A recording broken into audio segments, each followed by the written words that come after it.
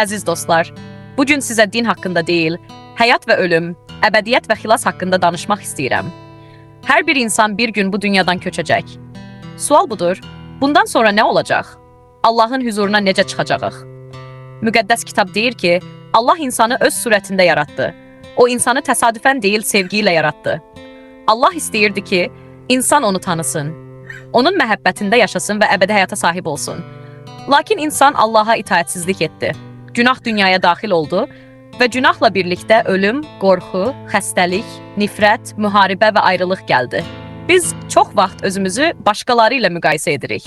Deyirik, mən pis adam deyiləm, heç kimi öldürməmişəm, oğurluq etməmişəm. Amma Allah insanı başqa insanlarla deyil, öz müqəddəsliyi ilə ölçür. Heç yalan danışmısan, heç nifrət etmisən, heç paxıllıq etmisən, heç haram fikirlər keçirmisən, heç Allahı unutduğun günlər olubmu? Əgər cavab bəlidirsə, onda hamımız günahkarıq. Müqəddəs kitab bildirir ki, hamı günah etdi və Allahın izzətindən məhrum oldu. Günah yalnız pis işlər deyil. Günah Allahdan ayrı yaşamaqdır. İnsan yaxşı görünə bilər, amma ürəyi Allahdan uzaq ola bilər. Bəlkə sən varlısan, amma ürəyində boşluq var.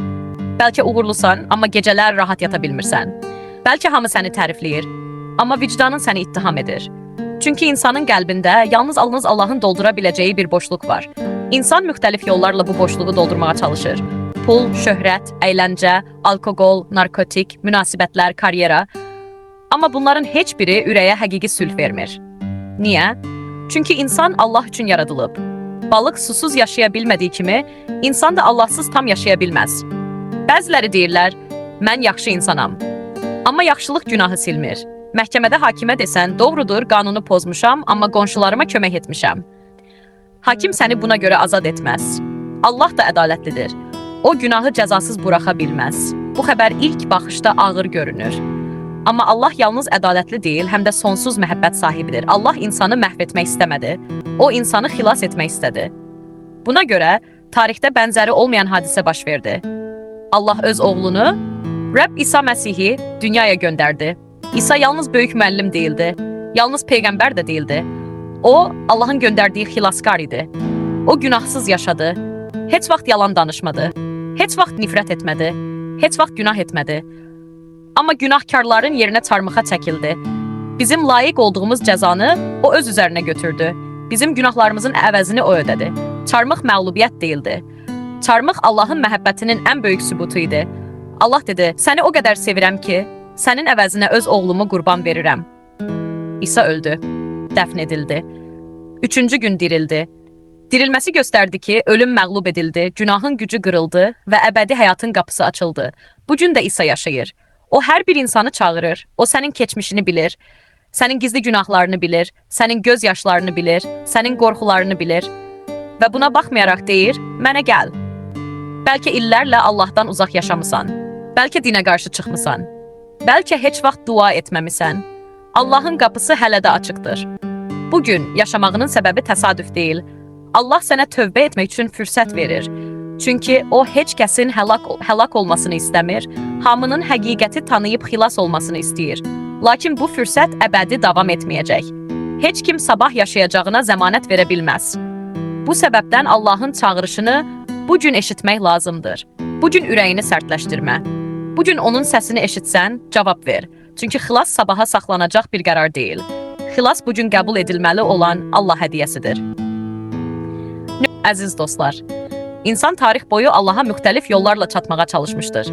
Kimi yaxşı əməllərlə, kimi dini ayinlərlə, kimi fəlsəfə ilə, kimi isə öz vicdanına güvənərək. Ancaq müqəddəs kitab açıq şəkildə bildirir ki, günahı insan özü yuya bilməz. Əgər insan özünü xilas edə bilsəydi, İsa Məsihin çarmıxda ölməsinə ehtiyac qalmazdı. Lakin Allah öz oğlunu göndərdi, çünki insanın xilası yalnız onun vasitəsilə mümkün idi. Təsəvvür edin ki, böyük bir borcunuz var və onu ödəməyə heç bir imkanınız yoxdur. Nə qədər çalışsanız da borc bağlanmır. Sonra biri gəlir və bütün borcu sizin yerinizə tam ödəyir. Siz azad olursunuz. Çarmıxda baş verən də buna bənzəyir. Bizim günah borcumuzu İsa Məsih öz üzərinə götürdü. Çarmıxda axan qan təsadüfi deyildi. O qan günahkar insanın bağışlanması üçün tökülmüş qurban qanı idi. Allah həm ədalətini, həm də məhəbbətini çarmıxda göstərdi. Günah cəzasız qalmadı, amma günahkar üçün xilas yolu açıldı. İsa çarmıhda tamam oldu dedi. Bu söz xilas işinin tamamlandığını gösterirdi. İnsan artıq öz gücü ilə Allahın sevgisini qazanmağa çalışmır. Allahın hazırladığı xilası imanla qəbul edir. Bəziləri soruşur, Allah məni bağışlaya bilərmi? Cavab bəlidir. Sənin günahların çox ola bilər, amma Allahın lütfu daha böyükdür. Bəlkə vicdanın səni illərlə ittiham edib. Bəlkə gizli günahların var. Bəlkə həyatını tamamilə korlamısan. İsa Məsihin qanı səmimi tövbə edən hər kəsi təmizləməyə qadirdir. Allah keçmişini silə, ürəyini dəyişə və sənə yeni həyat verə bilər. Ancaq bunun üçün sadəcə Allah var demək kifayət deyil. Müqəddəs kitab deyir ki, cinlər də Allahın varlığına inanırlar. Xilasedici iman yalnız məlumat deyil, ürəklə Məsihə güvənmək, ona təslim olmaqdır. Həqiqi iman tövbə ilə birlikdə gəlir. Tövbə yalnız peşman olmaq deyil, tövbə istiqaməti dəyişməkdir. Günahdan üz döndərib Allaha tərəf dönməkdir. Mən öz yolumla deyil, sənin yolunla yaşayacağım deməkdir. Allah heç kəsi zorla xilas etmir, o qapını döyür. Açmaq isə insanın seçimidir. İsa buyurur, ey zəhmət çəkənlər və yükləri ağır olanlar, hamınız mənim yanıma gəlin və mən sizə rahatlıq verəcəyəm. Bu dəvət hər kəs üçündür. Kasıb üçün də, varlı üçün də, gənc üçün də, yaşlı üçün də, savadsız üçün də, alim üçün də. Heç bir günah Allahın bağışlaya bilməyəcəyi qədər böyük deyil, əgər insan səmimi tövbə edib Məsihə iman edərsə. Ancaq bir təhlükə var. İnsan ürəyini dəfələrlə sərtləşdirə bilər. Allah çağırır, insan isə sonra deyir. Sabah isə heç kimə vəd edilməyib.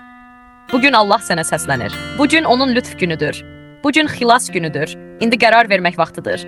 Köhnə həyatında qalacaqsan, yoxsa Məsihə gələcəksən. Çünki əbədi taleyini müəyyən edən ən mühüm qərar məhz budur. Əgər İsa Məsih yalnız çarmıxda ölüb qəbirdə qalsaydı, ümidimiz olmazdı. Lakin müqəddəs kitabın mərkəzi xəbəri budur. İsa 3-cü gün dirildi. Ölüm ona qalib gələ bilmədi. Günahın gücü qırıldı. Şeytan məğlub edildi. Buna görə Məsihə iman edən hər kəs üçün əbədi həyat ümidi var. Dirilmə bizə göstərir ki, ölüm son söz deyil. İnsan bədəni ölür, amma ruh yaşayır. Hər bir insan Allahın huzurunda cavab verəcək. Bu həqiqət zənginə də aiddir, kasıba da, padşaha da, adi insana da. Allah insanlar arasında ayrı seçkilik etmir. Bir gün hər birimiz bu dünyanı tərk edəcəyik. O gün nə pul, nə vəzifə, nə şöhrət, nə də insanların tərifi bizə kömək edə biləcək. Allahın qarşısında yalnız bir sual mühüm olacaq. İsa Məsihlə münasibətin necə idi? Bəziləri deyəcəklər, mən yaxşı insan idim. Başqaları deyəcəklər, mən dinə hörmət edirdim. Başqaları isə, mən çox xeyriyyə işləri görmüşdüm. Amma xilasın əsası bunlar deyil.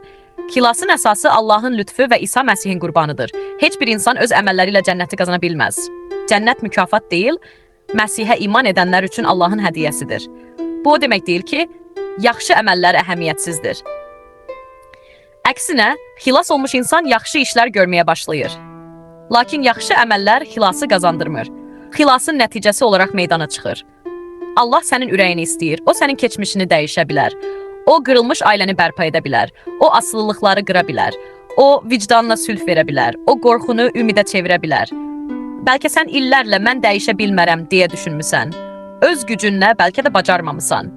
Amma Allah üçün mümkünsüz heç nə yoxdur. Müqəddəs ruh insanın daxilində yeni həyat yaradır. İsa Məsih günahkarları rədd etmək üçün deyil, xilas etmək üçün gəldi. O sınmış ürəyi qəbul edir. Səmimi tövbə edən heç kəsi geri çevirmir. Bəlkə bugün ilk dəfədir ki, bu xəbəri belə aydın eşidirsən. Bəlkə Allah illərdir sənin qapını döyür. Bəlkə ürəyində hiss edirsən ki, bu sözlər sənə ünvanlanıb. Bu təsadüf deyil, Allah səni çağırır. Bu çağırışa cavab vermək və ya verməmək sənin seçimindir. Lakin unutma, hər qərarın əbədi nəticəsi var. İsa buyurur ki, ona iman edən əbədi həyata malikdir. Onu rədd edən isə Allahdan ayrı qalır. Allah heç kəsi məcbur etmir, amma hər kəsi seçməyə çağırır. Bugün hansı yolu seçəcəksən? Geniş yol rahat görünə bilər, amma sonu həlakətdir. Dar yol çətin görünə bilər, amma sonu əbədi həyatdır. Allah sənə həyatı seçməyi təklif edir. İndi isə ürəyində Allaha müraciət et. Sözlərin mükəmməl olması vacib deyil. Vacib olan səmimi ürəkdir. Ey Allah, mən günahkar olduğumu etiraf edirəm. Öz gücümlə xilas ola bilməyəcəyimi anlayıram. İsa Məsihin mənim günahlarım üçün öldüyünə və dirildiyinə iman edirəm. Günahlarımı bağışla. Həyatımın Rəbbi ol. Mənə yeni ürək və yeni həyat ver. Məni öz yolunda apar. Amin. Əgər bu duanı səmimi imanla etmisənsə, bu yalnız bir mərasimin başlanğıcı deyil. Bu, Allahla yeni həyatın başlanğıcıdır. İndi müqəddəs kitabı oxu, dua et, Məsihə iman edən bir imanlılar cəmiyyətinə qoşul və hər gün Rəbbə yaxınlaş. Çünki həqiqi xilas yalnız bu dünyanı deyil, əbədiyyəti dəyişdirir. Bugün çox söz eşitdik, ancaq indi ən vacib sual budur. Bu həqiqətlə nə edəcəksən? Allahın kəlamını eşitmək kifayət deyil. Ona cavab vermək lazımdır. Bəlkə bugün burada oturub düşünürsən, hələ gəncəm, sonra tövbə edərəm. Amma heç kimə sabah vədilməyib. Neçə insan səhər evindən çıxıb axşam geri qayıtmayıb. Neçə insan gələcək üçün plan qurub, amma o günü görməyib. Həyatımız nəfəs qədər qısadır. Bu səbəbdən müqəddəs kitab deyir, bu gün onun səsini eşitsəniz, ürəklərinizi inadkar etməyin. Allah bugün səni çağırır. Bəlkə sən uzun illərdir günah yükünü daşıyırsan. Bəlkə gecələr vicdanın sənə rahatlıq vermir. Bəlkə heç kim bilmədiyi yaraların var. Bəlkə hamı səni güclü hesab edir, amma daxilən qırılmısan.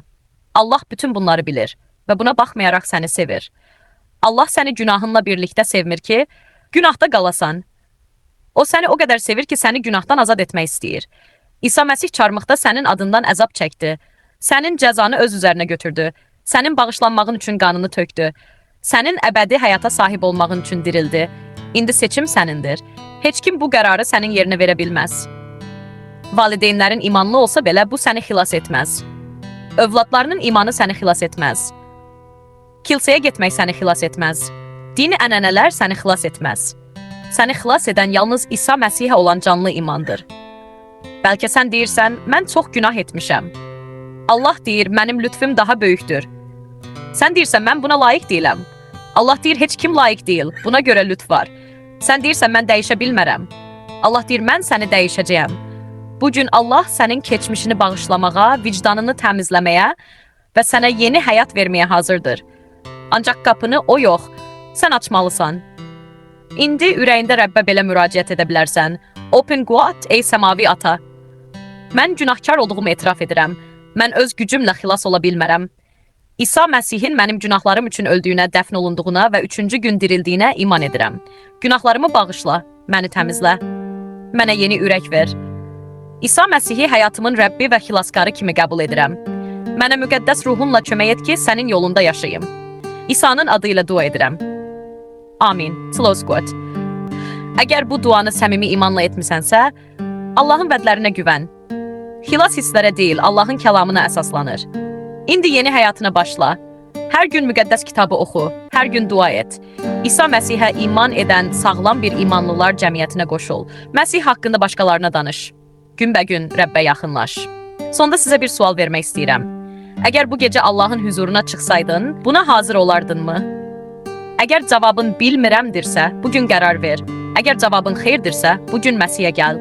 Əgər cavabın bəlidirsə, ona sədaqətlə xidmət et. Çünki İsa Məsih dünən də, bugün də əbədiyyət boyu da dəyişməzdir. O bugün də günahkarları xilas edir, sınıq ürəkləri sağaldır və özünə gələn heç kəsi geri çevirmir. Qoy Allahın lütfü bugün ürəyinə toxunsun. Qoy bugün xilas günü olsun. Qoy İsa Məsih sənin də Rəbbin və xilaskarın olsun. Amin.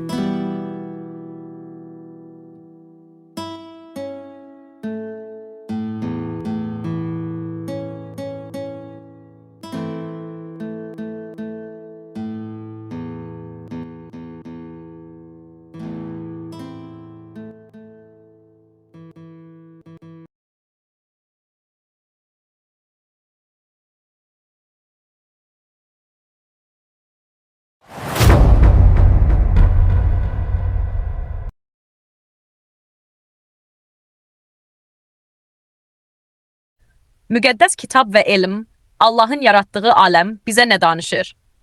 Əsas ayə, Open Quote, göylər Allahın izzətini bəyan edir, göy qübbəsi onun əllərinin işini xəbər verir. Close Quote.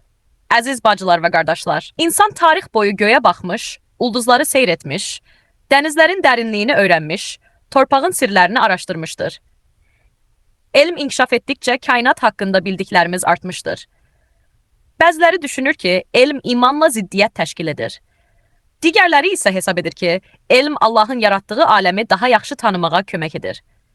Müqəddəs kitab elm dərsliyi deyil, Onun məqsədi insanı xilas yoluna yönəltmək, Allahı tanıtmaq və salih həyata çağırmaqdır. Lakin müqəddəs kitab təbiət haqqında danışarkən elə ifadələr işlədir ki, onlar əsrlər boyu insanların diqqətini cəlb etmişdir. Bugün biz həmin ayələrə baxacağıq. Məqsədimiz müqəddəs kitabı zorla elm kitabına çevirmək deyil. Məqsədimiz Allahın yaratdığı aləmdə onun hikmətini görməkdir. Bir yer boşluqda asılmışdır. Əyyub 26-da oxuyuruq. Open quote. O şimalı boşluq üzərinə yayır, yeri heçliyin üzərində asır. Close quote. Bu sözlər təxminən 3000 il əvvəl yazılmışdır. Qədim xalqların çoxu yerin nəhəng heyvanların üzərində dayandığını düşünürdülər. Bəziləri onu öküzlərin, bəziləri filin, bəziləri isə nəhəng tısbağanın daşıdığına inanırdı. Lakin müqəddəs kitab fərqli bir təsvir verir. Yer heç nəyin üzərində dayanmır. Bugün astronomiya göstərir ki, yer kosmos boşluğunda günəşin cazibə qüvvəsinin təsiri altında hərəkət edir. Onu aşağıdan saxlayan fiziki dayaq yoxdur. Əlbəttə, Əyyub kitabının məqsədi astronomiya öyrətmək deyildi. Lakin istifadə olunan təsvir diqqətə layiqdir. Allah bütün kainatı öz qüdrəti ilə saxlayır. Bizim həyatımız da belədir. Biz bəzən hər şeyin öz gücümüzlə dayandığını düşünürük. Halbuki bizi ayaqda saxlayan Allahdır. Kainatın başlanğıcı yaradılış kitabının ilk ayəsi belə başlayır. Open quote. Başlanğıcda Allah göyləri və yeri yaratdı. Close quoted. Bu ayədə çox mühüm bir fikir var. Kainat əzəldən mövcud deyil. Onun başlanğıcı var. Kıtsinqəsirə qədər bir çox elm adamı kainatın əbədi olduğunu düşünürdü. Lakin müasir kosmologiyada böyük partlayış modeli kainatın zaman baxımından başlanğıca malik olduğunu göstərir. Bu, yaradılış kitabının elmi sübut etdiyini göstərirmi? Xeyr. Lakin maraqlıdır ki, müqəddəs kitab qədim dövrdən kainatın başlanğıcı olduğunu bəyan edirdi. İmanlı insan üçün bu başlanğıc təsadüf deyil. Başlanğıcın arxasında yaradan dayanır. 3. Su dövranı Əyyub 36'da 27-28'de yazılıb. Open quote. O su damcılarını çəkir, onlar dumandan yağışa çevrilir, buludlardan süzülərək insanların üzərinə yağır. Close quote. Bu ayədə ardıcılığa diqqət edin. Su qalxır, bulud yaranır, yağış yağır. Bugün məktəblərdə öyrəndiyimiz su dövranı da məhz bu mərhələlərdən ibarətdir. Buxarlanma, kondensasiya, yağıntı. Əlbəttə qədim insanlar yağışı görürdülər. Ancaq burada proses sadəcə müşahidə edilmir. Suyun yuxarı qalxması da təsvir olunur. Allah təbiətdə elə qanunlar yaratmışdır ki, onlar hər gün işləyir. Yağış təsadüf deyil. O, Allahın yaratdığı nizamın bir hissəsidir. 4. Dəniz yolları. Məzmur 8:8-də belə yazılıb. Open quote. Dəniz yolları ilə keçən hər şey. Close quote. Uzun əsrlər insanlar okeanların daxilində sabit axınların olduğunu bilmirdilər. 32 əsrdə Amerikalı dənizçi Matthew Fontaine Maury müqəddəs kitabdakı bu ifadədən ilham aldığını yazmış və okean axınlarını sistemli şəkildə araşdırmağa başlamışdı. Bugün biz Gulf Stream və digər böyük okean axınlarını tanıyırıq. Bu axınlar iqlimə, gəmiçiliyə və canlı aləmə böyük təsir göstərir. Burada diqqət edilməli olan məqam budur. Məzmur elmi terminlər işlətmir. Lakin dəniz yolları ifadəsi maraqlı müşahidədir və sonraki dövrlərdə yeni araşdırmalara ilham vermişdir. 5. Qanın həyati əhəmiyyəti. Levililər 17:11-də yazılıb. Open quote. Canlının həyatı qandadır. Close quote. Bu ayənin əsas mənası qurban sistemi ilə bağlıdır. Lakin tip baxımından da maraqlı həqiqəti ifadə edir. Qan, oksigen daşıyır, qida maddələrini hüceyrələrə çatdırır, immun sisteminin fəaliyyətində iştirak edir, həyat üçün vacib funksiyaları yerinə yetirir. İnsan çox qan itirdikdə həyatını itirə bilər. Beləliklə, ayənin əsas məqsədi ruhani olsa da, işlədilən ifadə biologiyanın əsas həqiqətlərindən biri ilə uyğun gəlir. Nəticə, əziz imanlılar, elm Allahın düşməni deyil. Əgər həqiqət Allahdandırsa, təbiətdəki həqiqət də, müqəddəs kitabdakı həqiqət də sonda bir-birinə zidd ola bilməz. Bununla yanaşı, biz müqəddəs kitabın hər poetik ifadəsini müasir elmə çevirməyə çalışmamalıyıq. Onun əsas məqsədi insanı Məsihə gətirməkdir. Elm bizə kainatın necə işlədiyini göstərə bilər. Müqəddəs kitab isə bizə niyə yaradıldığımızı və kimə məxsus olduğumuzu bildirir. 6 hissədə Yeşaya 40, yerin dairəsi, küləklərin dövranı, ulduzların sayı, kainatın nizamı, atom aləmi ilə bağlı ayələr və onların elmi baxımdan izahı geniş şəkildə təqdim ediləcək.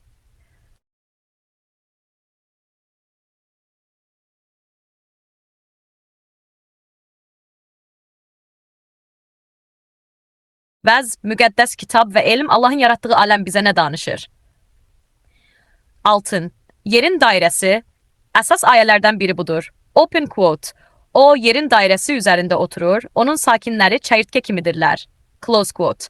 Bu ayə tez-tez belə təqdim edilir. Bibliya yerin kürə olduğunu, Hüvin nə olduğunu min illər əvvəl demişdi. Burada ehtiyatlı olmaq lazımdır. İbranicə istifadə olunan hug sözü dairə, üfüq, gövs mənalarını verə bilər. O, müasir həndəsi mənada kürə demək olan başqa sözdən fərqlənir. Buna görə bir çox bibliyaşünas bu ayənin yer kürəsinin formasını elmi şəkildə izah etdiyini deyil, Allahın ucalığını və yer üzərində hakimiyyətini poetik dillə ifadə etdiyini bildirir. Bununla belə maraqlıdır ki, ayədə yer düz bir səth kimi deyil, üfüqün dairəvi görünüşü ilə təsvir edilir. Bu ayənin əsas mesajı budur. Allah yaradılışdan böyükdür. İnsan isə onun qarşısında təvazökar olmalıdır. Küləklərin dövranı. Vaiz 1.6-da oxuyuruq. Open quote. Külək cənuba əsir, sonra şimala dönür, dolanaraq yenə öz dövrünə qayıdır. Close quote. Bu sadəcə hava haqqında müşahidə deyil. Bugün meteorologiya göstərir ki, atmosferdə küləklər mürəkkəb dövrü sistemlər əmələ gətirir. Yerin fırlanması, günəşdən gələn istilik və hava təzyiqi küləklərin istiqamətini müəyyən edir. Bibliya bu sistemi elmi terminlərlə izah etmir. Amma təbiətdə nizam və dövrilik olduğunu vurğulayır. Allah xaosun deyil, nizamın Allahıdır. 8. Təbiətdə qanuna uyğunluq. Yeremiya 30:25-də Rəbb buyurur. Open quote. Əgər mənim gündüz və gecə ilə bağladığım əhd olmasaydı, göylə yerin qanunlarını da qoymazdım. Close quote. Bu ayədə qanunlar sözü diqqəti cəlb edir. Elm də məhz bu qanunları araşdırır. Newton cazibə qanununu kəşf etmədi. O isə Allahın yaradılışda qoyduğu nizamı təsvir etdi. Maxwell elektromaqnet qanunlarını yaratmadı, onları öyrəndi. Kepler planetlərin hərəkətini idarə etmədi, sadəcə müşahidə etdi.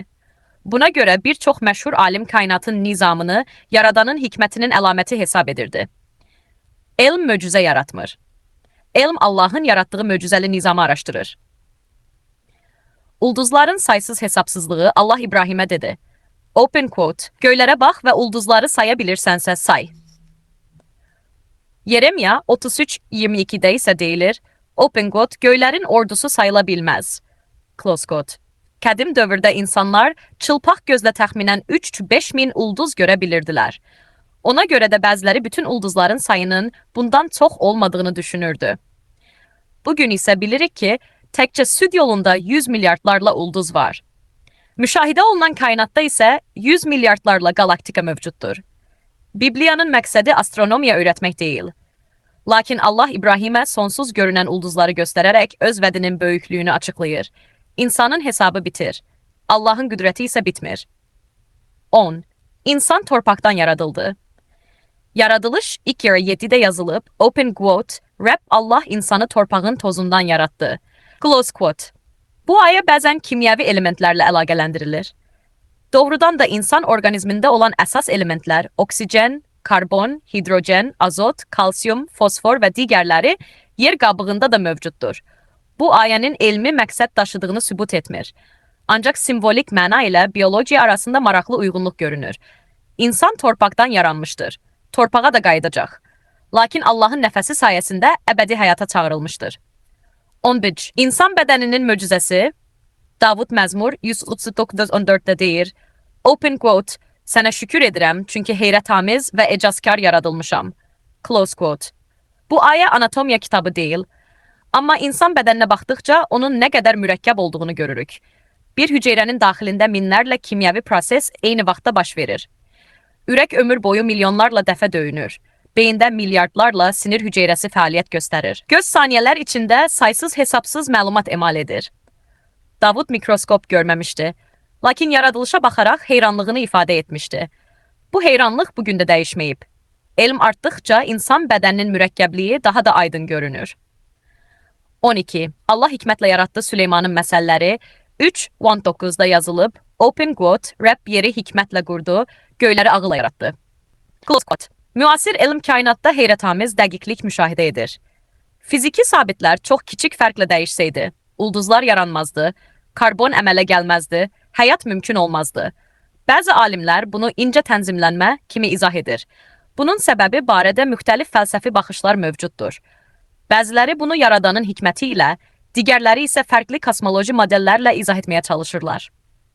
İmanlı üçün isə kainatdakı nizam Allahın hikmətini əks etdirir. Nəticə əziz bacılar və qardaşlar, elm nə qədər inkişaf etsə də, insanın ən böyük ehtiyacı teleskop deyil xilaskardır. Mikroskop hüceyrəni göstərə bilər, amma günahı aradan qaldıra bilməz. Astronomiya galaktikaları öyrədə bilər, amma insana əbədi həyat verə bilməz. Biologiya həyatın necə işlədiyini izah edə bilər, amma həyatın mənasını verə bilməz. Buna görə elmə hörmət edir. Onu Allahın yaratdığı aləmi öyrənmək üçün qiymətli vasitə sayırıq. Lakin xilasımızı elmdə deyil, Allahın lütfündə axtarırıq. Ört hissədə yeni əhddən nümunələr, təbiətin qanunları ilə bağlı ayələr, məşhur xristiyan alimlərin baxışları və elmlə iman arasında sağlam tarazlıq haqqında yekun vəz təqdim olunacaq.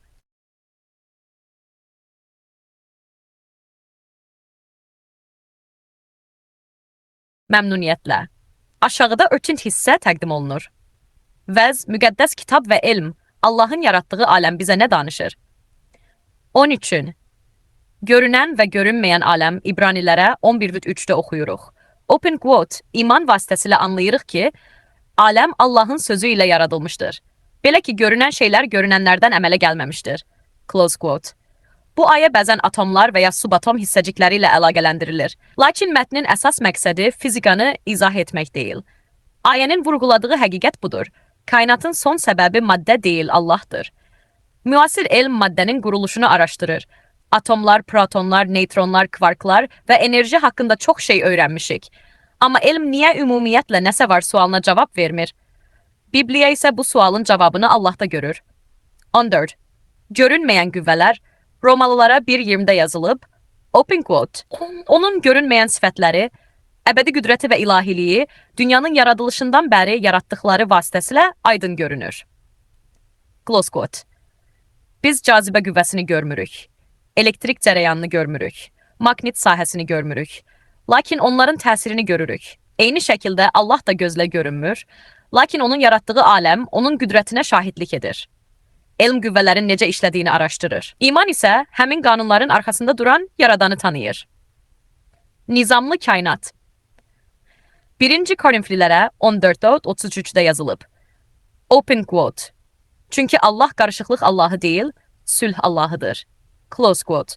Bu ayə ibadət qaydası haqqında yazılmışdır. Amma Allahın xarakterində göstərir. O qarışıqlıq yaratmır. Bu xüsusiyyət yaradılışda da görünür. Planetlər müəyyən qanunlarla hərəkət edir. Kimyəvi reaksiyalar sabit prinsiplərlə baş verir. DNT hər hüceyrədə eyni genetik dili istifadə edir. Elm bu nizamı araşdırır. İman isə bu nizamın mənbəyini Allahda görür.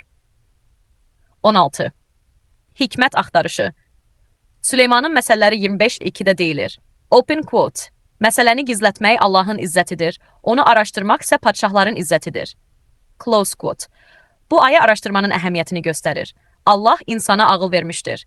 Bu səbəbdən xristiyan tarixində elmə böyük töhfə vermiş insanlar olmuşdur. Məsələn, Nikolaus Kopernikus kainatın quruluşunu araşdırdı. Johannes Kepler planetlərin hərəkət qanunlarını təsvir etdi və Allahın düşüncələrini onun ardınca düşünmək istəyirəm deyirdi. Isaac Newton fizikanın əsas qanunlarını formalaşdırdı və müqəddəs kitabı dərindən öyrənirdi. Blaise Pascal həm böyük alim, həm də dərin iman sahibi idi. Gregor Mendel genetikanın əsaslarını qoydu və rahib idi. Bu nümunələr göstərir ki, elm və iman həmişə düşmən olmayıb. 17. Elmin sərhədi, Əyyub 38-ci fəsildə Allah Əyyuba suallar verir. Open quote, yeryüzünün təməlini qoyanda sən haradaydın? Close quote. Bu suallar insanı alçaltmaq üçün deyil, onu təvazökarlığa çağırmaq üçündür. Elm çox şey bilir, lakin hər şeyi bilmir. Bugün də cavabı olmayan suallar var. Həyatın ilk başlanğıcı necə olub? Şuurun tam mahiyyəti nədir? Kainat niyə mövcuddur? Elm inkişaf etdikcə cavablar artır, amma yeni suallar da yaranır. Bu bizi təkəbbürə deyil, təvazökarlığa aparmalıdır. 18. Ən böyük möcüzə, insan çox vaxt elmi möcüzələr axtarır, amma Bibliya diqqəti başqa möcüzəyə yönəldir. 2. Korinflilərə 5:17-də yazılıb. Open quote, kim Məsihdədirsə yeni yaradılışdır. Close quote, Allahın ən böyük işi yalnız ulduzları yaratmaq deyil. O, günahkar insanın ürəyini dəyişdirir. Kainatı yaratmaq böyük qüdrətdir. Lakin daşlaşmış ürəyi dəyişmək də ilahi lütfün möcüzəsidir. Yekun əziz bacılar və qardaşlar, bu vəzdə gördük ki, Bibliyada elmlə əlaqələndirilən bir sıra ayələr mövcuddur. Lakin onları düzgün oxumaq vacibdir. Bibliyanın əsas məqsədi fizika, astronomiya və ya biologiya dərsi vermək deyil. O, bizi Allahı tanımağa, ona iman etməyə və onun iradəsinə uyğun yaşamağa çağırır. Bununla belə, təbiət Allahın yaratdığı ikinci şahidlik kimidir. Göylərə baxanda, ulduzların nizamını görəndə, insan bədəninin mürəkkəbliyini öyrənəndə və təbiətin qanunlarını araşdıranda Yaradanın hikmətinə heyran qalırıq. Elm bizə yaradılışın necə işlədiyini göstərir. Bibliya isə bizə Yaradanın kim olduğunu və insanın niyə yaradıldığını açıqlayır. Əgər elm bizi heyrətləndirirsə, bu heyrət bizi Allahı daha dərindən tanımağa aparmalıdır. Rəbb bizə həm düşünən ağıl, həm də iman edən ürək versin. Amin.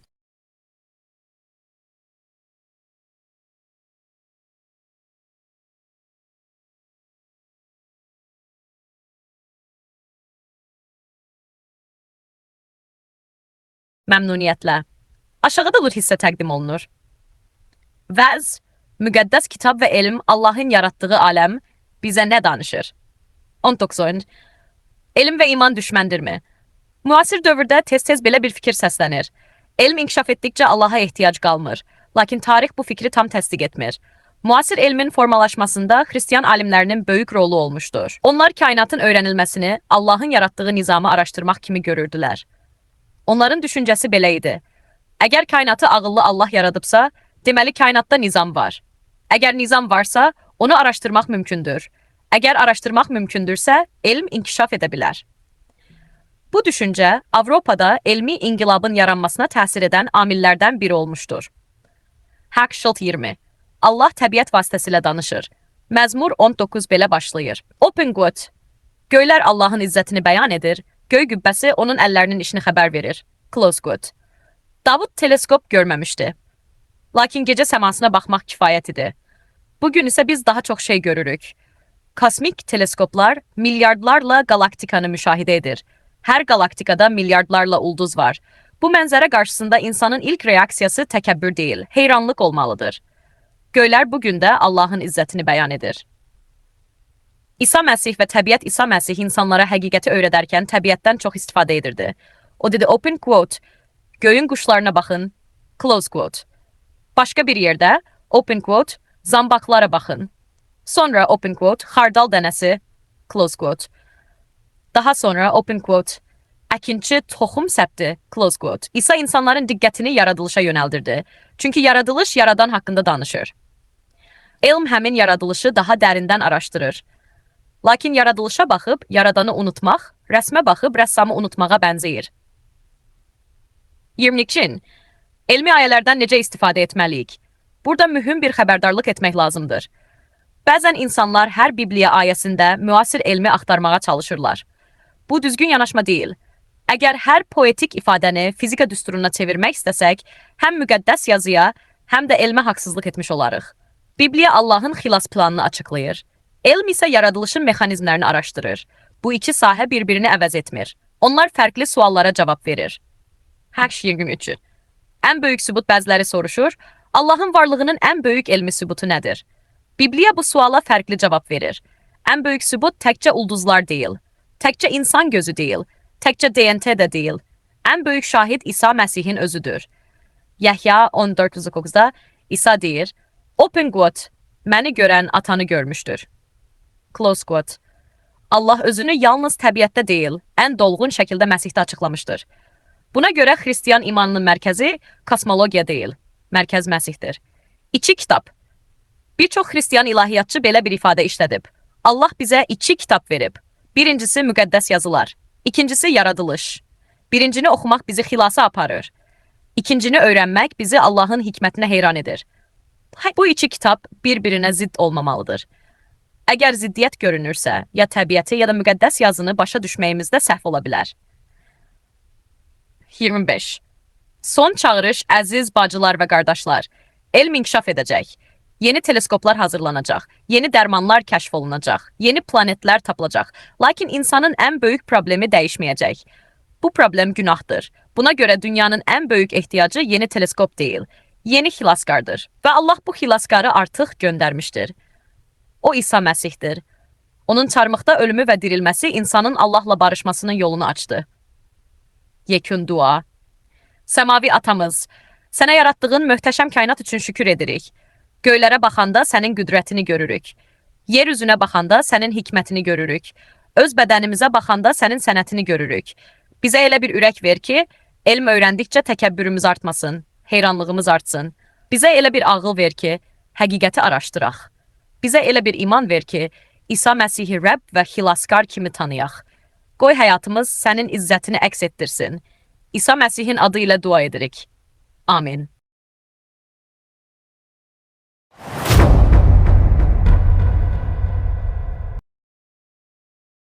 Vəz mövzusu, Bibliya haqqında maraqlı faktlar və Allahın kəlamının qüdrəti. Giriş.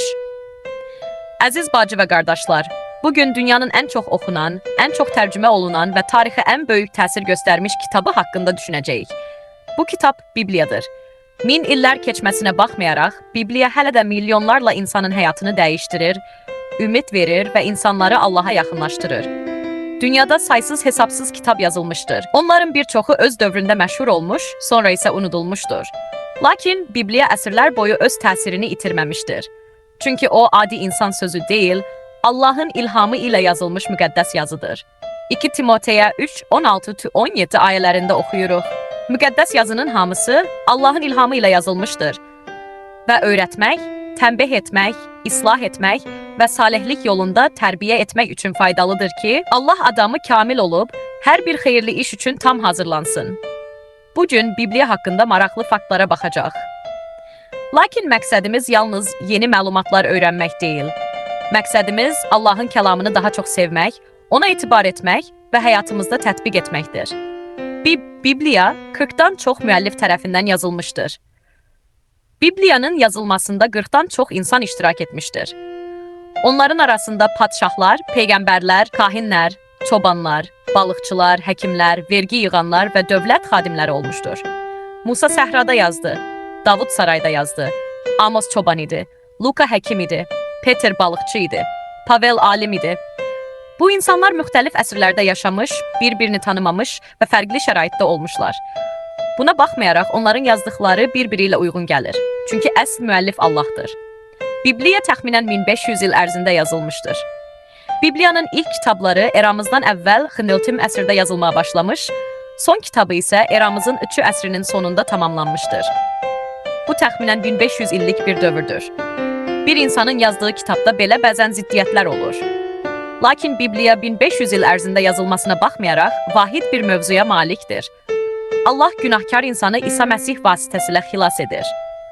Bu, onun ilahi mənşəyinin ən güclü dəlillərindən biridir. Bibliya 3 dildə yazılmışdır.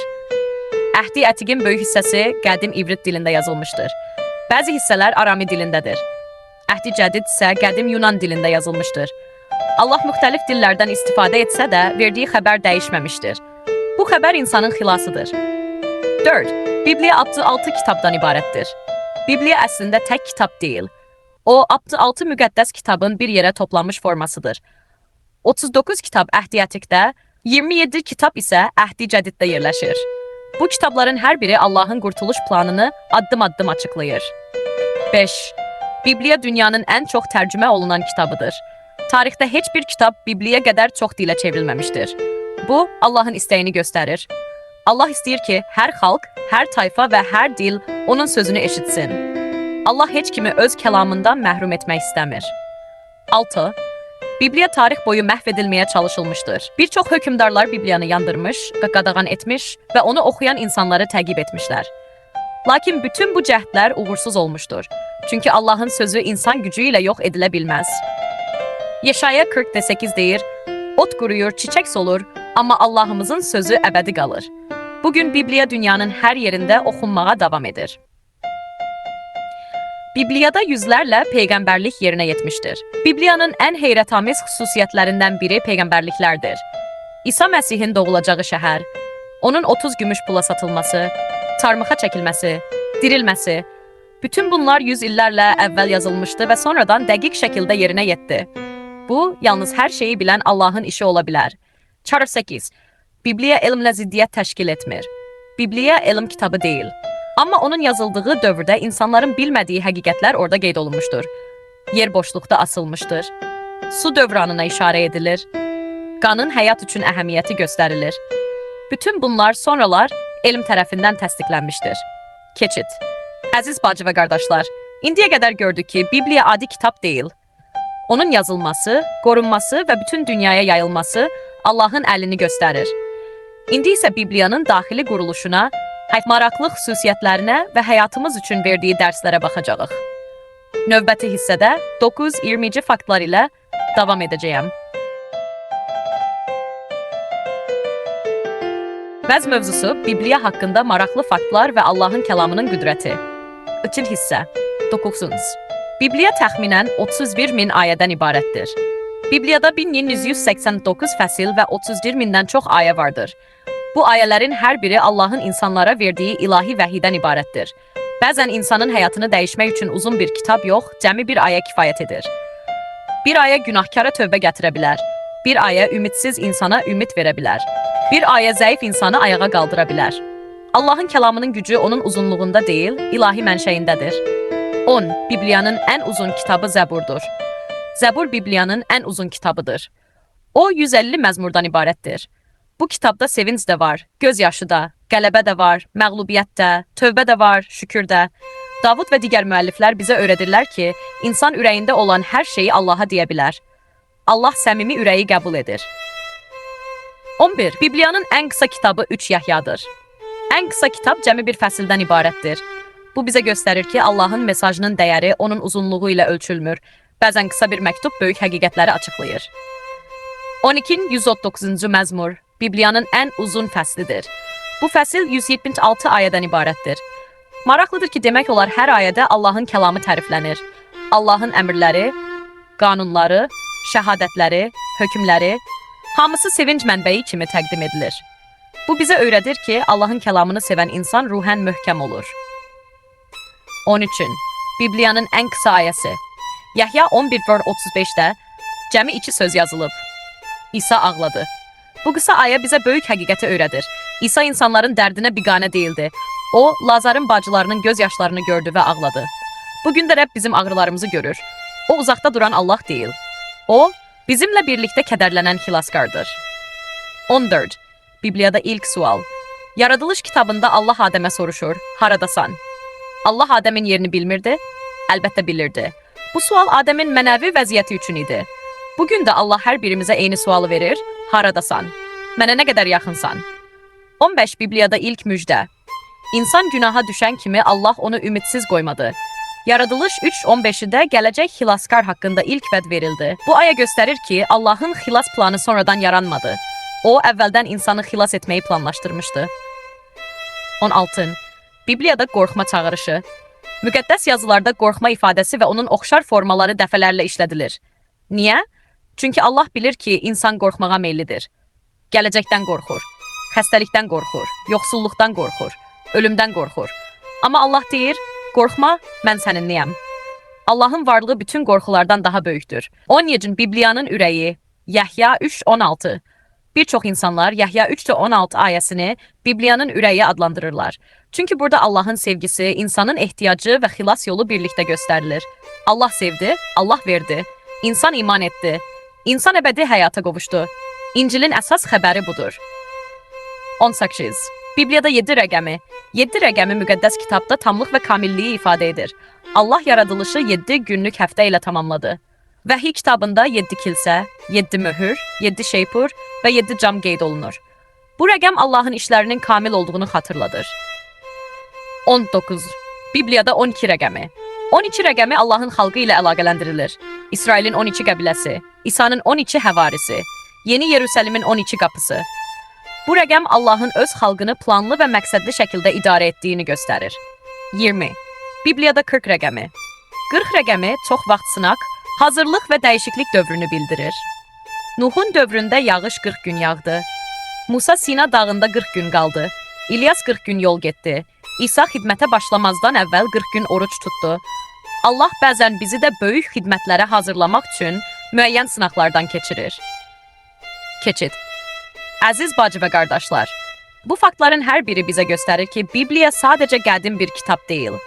O, Allahın insanla danışdığı canlı kəlamdır. İndi isə Bibliyadakı insanların həyatından öyrənəcəyimiz mühüm dərslərə nəzər salacağıq. Növbəti hissədə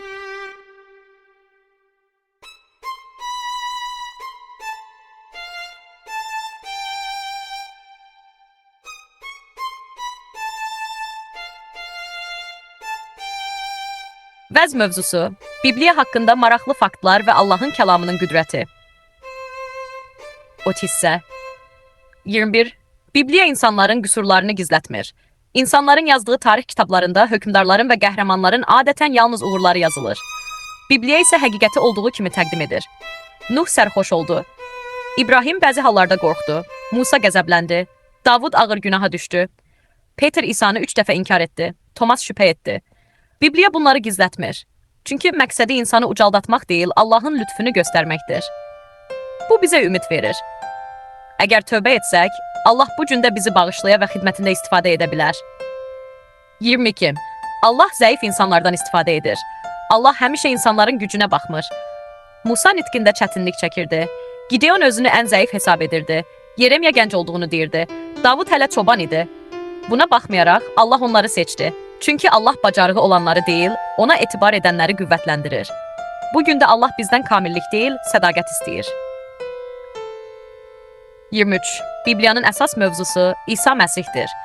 Bibliyanın əvvəlindən sonuna qədər əsas şəxs İsa Məsihdir. Əhdi Ətiq onun gəlişinə hazırlıqdır. İncil onun doğuluşunu, həyatını, ölümünü və dirilməsini bəyan edir. Həvarilərin məktubları onun ardınca necə yaşamağı öyrədir. Vəhiy kitabı isə onun izzətlə yenidən gələcəyini göstərir. Bibliyanı oxumağın məqsədi yalnız bilik toplamaq deyil, Məsihi daha yaxından tanımaqdır. 24. Allahın vədləri gecikə bilər, amma boşa çıxmaz. Bibliyada Allahın verdiyi bütün vədlər vaxtı gələndə yerinə yetmişdir. İbrahim uzun illər övlad gözlədi. Yusif illərlə zindanda qaldı. İsrail xalqı əsrlərlə Məsihi gözlədi. Allah heç vaxt verdiyi sözü unutmur. Onun vaxtı bizim vaxtımızdan fərqlidir, amma həmişə ən doğrusudur. 25. Bibliyada dua xüsusi yer tutur. Bibliyada yüzlərlə dua vardır. Musa'nın duası, Hanna'nın duası, Davudun duaları, Süleymanın duası, İlyasın duası, İsa'nın duası, Pavelin duaları. Bu dualar bizə öyrədir ki, Allah öz övladlarının səsini eşidir. Dua yalnız ehtiyaclarımızı bildirmək deyil, Allahla münasibət qurmaqdır. 26. Zəbur kitabı bütün hisslərimizi əhatə edir. Sevinç, qorxu, ümid, kədər, minnətdarlıq, peşmançılıq, qələbə, məğlubiyyət. İnsan ürəyində nə varsa, Zəbur kitabında onun əksi görünür. Allah istəyir ki, sevincimizi də, ağrımızı da ona deyək. 27. Əyyub bizə səbir öyrədir. Əyyub var dövlətini itirdi, övladlarını itirdi, sağlamlığını itirdi. Dostları onu düzgün başa düşmədilər. Lakin o Allahdan üz döndərmədi. Sınaqlar bitəndən sonra Allah onu daha artıq xeyir dualandırdı. Bu hadisə bizə göstərir ki, çətinlik Allahın bizi tərk etməsi demək deyil. Bəzən çətinliklər imanımızı möhkəmləndirmək üçündür. 28. Süleymanın həyatı mühüm dərs verir. Allah Süleymana böyük hikmət verdi. O öz dövrünün ən müdrik insanı idi. Lakin həyatının son illərində bəzi qərarları onu Allahdan uzaqlaşdırdı. Bu bizə öyrədir ki, biliyə sahib olmaq kifayət deyil. Əsas məsələ həmin biliyə itaat etməkdir. 29. Şimşonun həyatı xəbərdarlıqdır. Şimşon çox güclü idi, amma mənəvi həyatında ehtiyatsız oldu. İnsan Allahla münasibətini zəiflədərsə, fiziki güc, istedad və bacarıq onu qoruya bilməz. Ən böyük qüvvə Allaha sədaqətdir. Allah uşaqlardan da istifadə edir. Balaca Şamuel Allahın səsini eşitdi. İsrailli balaca bir qız Naamanın şəfa tapmasına səbəb oldu. Bir oğlanın 5 çörəyi və 2 balığı minlərlə insanın doyurulması üçün istifadə edildi. Allah xidmət üçün yaşa baxmır, o hazır ürəyə baxır. 31. Təvazökarlıq Allahın bəyəndiyi xüsusiyyətdir. Davud çoban idi, Yusuf zindanda idi, Məryəm sadə bir gənc qız idi. Allah məhz belə insanları seçdi. Çünki Allah təkəbbürlülərə qarşı durur, təvazökarlara isə lütf verir. Keçid. Əziz bacı və qardaşlar, Bibliyada oxuduğumuz bütün bu hadisələr yalnız keçmişin xatirələri deyil. Onlar bugün bizim üçün yazılmışdır. Allah istəyir ki, başqalarının həyatından dərs alaq və onun kəlamına daha möhkəm bağlanaq. Son hissədə Bibliyanın həyatımızdakı əhəmiyyəti, son maraqlı faktlar və yekun çağırış haqqında danışacağıq. Növbəti hissədə build və son hissə ilə vəzi tamamlayacaq. Vəz mövzusu, Bibliya haqqında maraqlı faktlar və Allahın kəlamının qüdrəti. 4 hissə, 32. Bibliya bugün də insan həyatını dəyişdirir. Əziz bacı və qardaşlar, Bibliya yalnız keçmiş nəsillər üçün yazılmış kitab deyil. O, bugün də Allahın insanlara danışan canlı kəlamıdır. Tarix boyu milyonlarla insan müqəddəs yazıları oxuduqdan sonra həyatının dəyişdiyinə şahidlik etmişdir. Nifrət sevgi ilə əvəz olunmuşdur. Ümidsizlik ümidə çevrilmişdir. Asıllıqlar qırılmışdır. Dağılmış ailələr bərpa olunmuşdur. Çünki Allahın kəlamı yalnız məlumat vermir, insanın ürəyini dəyişdirir. 33. Bibliya insanın ürəyini göstərən güzgüdür. İnsan güzgüyə baxaraq zahiri görünüşünü görür. Bibliya isə insanın daxilini göstərir. O, niyyətlərimizi, düşüncələrimizi və gizli günahlarımızı üzə çıxarır. Bəzən müqəddəs kitabı oxuyarkən elə hiss edirik ki, ayələr məhz bizim üçün yazılıb. Bu təsadüfi deyil. Allah hər bir ürəyi tanıyır və öz kəlamı vasitəsilə bizimlə danışır. 34. Bibliya hər dövrdə aktualdır. Dünyada hər şey dəyişir. Texnologiyalar dəyişir, dövlətlər dəyişir, qanunlar dəyişir, insanların həyat tərzi dəyişir. Lakin Allahın kəlamı dəyişmir. 2000 il əvvəl insan günahla mübarizə aparırdı. Bugün də eyni mübarizə davam edir. 2000 il əvvəl insan ümid axtarırdı. Bugün də eyni ümidə ehtiyac duyur. Ona görə də Bibliya hər dövr üçün aktualdır. 35. Bibliya ümid kitabıdır. Müqəddəs kitabın ilk səhifələrində insan günaha düşür. Amma elə həmin anda Allah xilas vədi verir. Bu ümid bütün Bibliya boyunca davam edir. Ən son kitab olan Vəhidə isə Allah yeni göy və yeni yer vəd edir. Orada ölüm olmayacaq, kədər olmayacaq, ağrı olmayacaq, göz yaşları silinəcək. Bu imanlının ən böyük ümididir. Allahın kəlamını yalnız oxumaq kifayət deyil. Bir insan dərmanı yalnız oxusa şəfa tapmaz. Onu qəbul etməlidir. Bibliya ilə də belədir. Onu sadəcə oxumaq kifayət deyil. Oxuduğumuzu həyata tətbiq etməliyik. İsa Məsih dedi ki, onun sözünü eşidib, ona əməl edən insan evini qaya üzərində tikən adama bənzəyir. Həyatın fırtınaları gələcək. Amma Allahın kəlamı üzərində qurulan həyat sarsılmayacaq. Allahın kəlamını başqaları ilə bölüşməliyik. İncil yalnız bizim üçün verilməyib. Allah istəyir ki, onun kəlamı bütün insanlara çatsın. Bəzən bir ayə, bir şəhadət, bir söhbət, bir dua, bir insanın əbədi taleyini dəyişə bilər. Biz Allahın kəlamını həyatımız və sözümüzlə paylaşmağa çağırılmışıq. 38. Bibliyanı sevən insan Məsihi daha yaxından tanıyır. İsa Məsih haqqında eşitmək gözəldir. Amma onu həqiqətən tanımaq üçün müqəddəs yazıları oxumaq lazımdır. Bibliya bizi Məsihə aparır. Onun xarakterini göstərir. Onun sevgisini açıqlayır. Onun qurbanını izah edir. Onun yenidən gələcəyini müjdələyir. Bibliyanı sevən insan Məsihə daha çox bənzəməyə başlayır. Nəticə. Əziz bacı və qardaşlar, bugün Bibliya haqqında bir çox maraqlı fakt öyrəndik. Gördük ki, o, 40-dan çox müəllif tərəfindən yazılmışdır. Təxminən 1500 il ərzində tamamlanmışdır. 3 dildə yazılmışdır. 66 kitabdan ibarətdir. Dünyanın ən çox tərcümə olunan kitabıdır. Yüzlərlə peyğəmbərlik ehtiva edir və onların çoxu yerinə yetmişdir. 1000 illər keçməsinə baxmayaraq dəyişməz qalmışdır. Mərkəzində İsa Məsih dayanır. Bugün də insan həyatını dəyişdirir. Lakin bütün bu faktlardan daha vacib olan bir həqiqət var. Bibliya Allahın canlı kəlamıdır. Onun dəyəri qədim olmasında deyil, Allahdan gəlməsindədir. Oxunmayan Bibliya həyatımızı dəyişməz. Oxunan Bibliya bizi düşünməyə vadar edər. İmanla qəbul edilən və itaətlə yaşanan Bibliya isə insanın həyatını tamamilə dəyişdirər. Çağırış. Gəlin bugündən etibarən Allahın kəlamına daha çox vaxt ayıraq. Hər gün onu oxuyaq. Oxuduqlarımız üzərində düşünək. Onu ailəmizə öyrədək. Övladlarımıza sevdirək. Çətin qərarlar verərkən Allahın kəlamına müraciət edək. Çünki Allahın sözü ayaqlarımız üçün çıraq, yolumuz üçün işıqdır. Bağlanış duası. Səmavi atamız, bizə verdiyin müqəddəs kəlam üçün sənə təşəkkür edirik. Dua edirik ki, bizi yalnız sənin sözünü eşidən deyil, ona əməl edən insanlar et. Qəlblərimizi müqəddəs ruhunla işıqlandır. Kəlamını daha dərindən anlamağa kömək et və həyatımızı onun üzərində qurmağa güc ver. Qoy sənin sözün ailələrimizi möhkəmləndirsin, imanımızı artırsın və bizi hər gün İsa Məsihə daha çox bənzətsin. Bu duanı Rəbbimiz İsa Məsihin müqəddəs adı ilə edirik. Amin.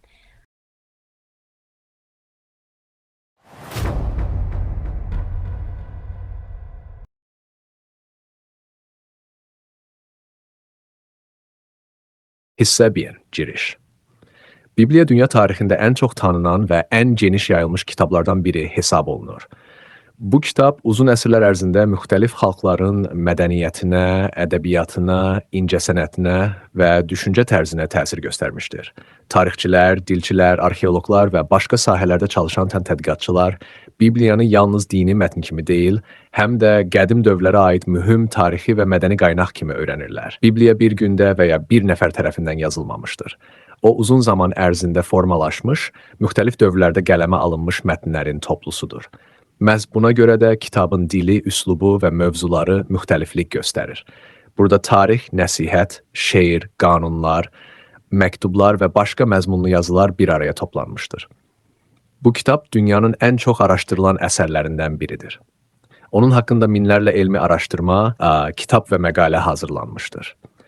Müxtəlif ölkələrdə yerləşən kitabxanalar və muzeylər Bibliyanın qədim nüsxələrini qoruyub saxlayır.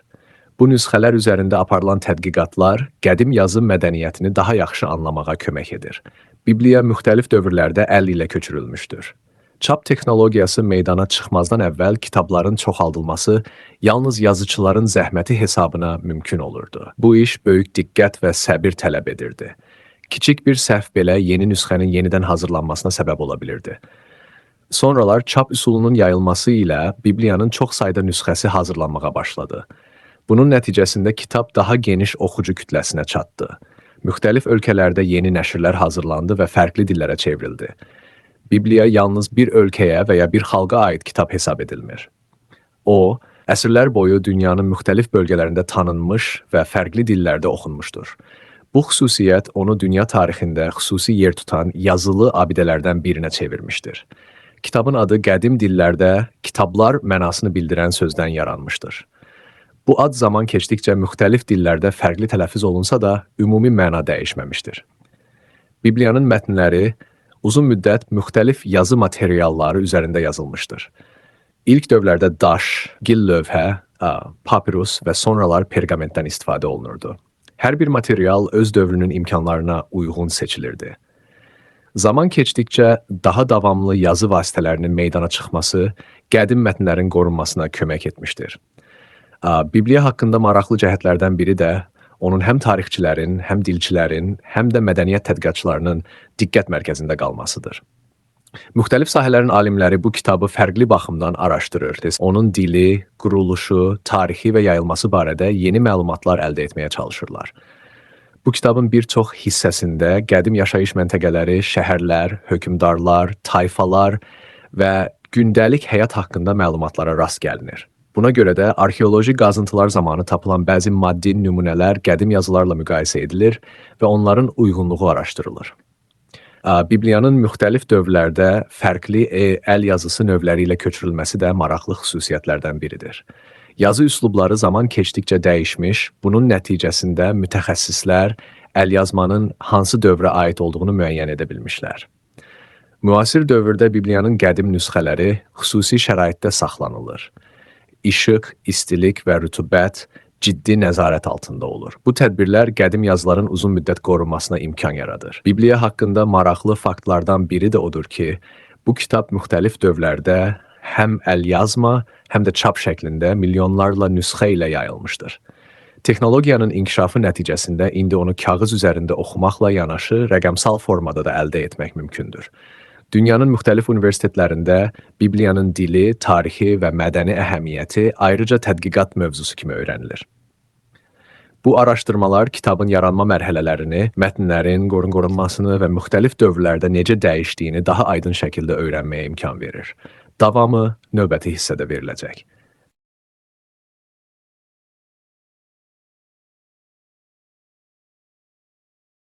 Hissə 2. Bibliyanın formalaşma dövrü.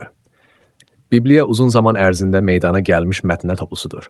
Onun ayrı-ayrı hissələri müxtəlif əsrlərdə yazılmış, sonraki dövrlərdə toplanaraq bugünkü quruluşunu formalaşdırmışdır. Bu proses qısa müddətdə baş verməmiş, uzun illər davam etmişdir. Buna görə də kitabın müxtəlif hissələrində fərqli yazı üslubları və ifadə xüsusiyyətləri müşahidə olunur. Tədqiqatçılar hesab edirlər ki, mətnlərin yaranması dövründə yazı ənənəsi tədricən inkişaf etmişdir. Əvvəlcə məlumatların bir hissəsi şifahi şəkildə nəsildən nəslə ötürülmüş, sonralar isə yazıya alınmışdır. Yazıya köçürülən mətnlər müxtəlif dövrlərdə yenidən yoxlanılmış və qorunmuşdur. Bibliyanın ayrı-ayrı hissələrinin fərqli vaxtlarda yazılması onun məzmununda da özünü göstərir. Burada tarix, qanunlar, nəsihətlər, şeirlər, məktublar və müxtəlif hadisələrin təsvirləri yer alır. Bu müxtəliflik kitabı tək bir janra aid etməyə imkan vermir. Mətnlərin qorunması qədim dövrlərdə olduqca məsuliyyətli iş hesab edilirdi. Yazıçılar köhnə nüsxələrdən istifadə edərək yeni əlyazmalar hazırlayırdılar. Onlar hər sözü diqqətlə yoxlayır, mümkün qədər səhvə yol verməməyə çalışırdılar. Bu səbəbdən bəzi əlyazmalar arasında yalnız çox kiçik fərqlər aşkar edilmişdir. Əlyazmaların hazırlanması aylarla, bəzən isə illər davam edirdi. Yazı üçün istifadə olunan materialların hazırlanması da ayrıca vaxt tələb edirdi. Hər səhifə diqqətlə işlənir, sonra üzərinə mətn yazılırdı. Qədim dövrlərdə kitablar indiki kimi cild şəklində olmurdu. Mətnlər uzun vərəqlərin bir-birinə birləşdirilməsi ilə hazırlanan bükülü yazı şəklində saxlanılırdı. Oxumaq üçün həmin yazılar tədricən açılırdı. Sonralar bugünkü kitab formasına daha yaxın olan cildlər meydana gəlmişdir. Mətnlərin toplanması və qorunması müxtəlif bölgələrdə həyata keçirilirdi.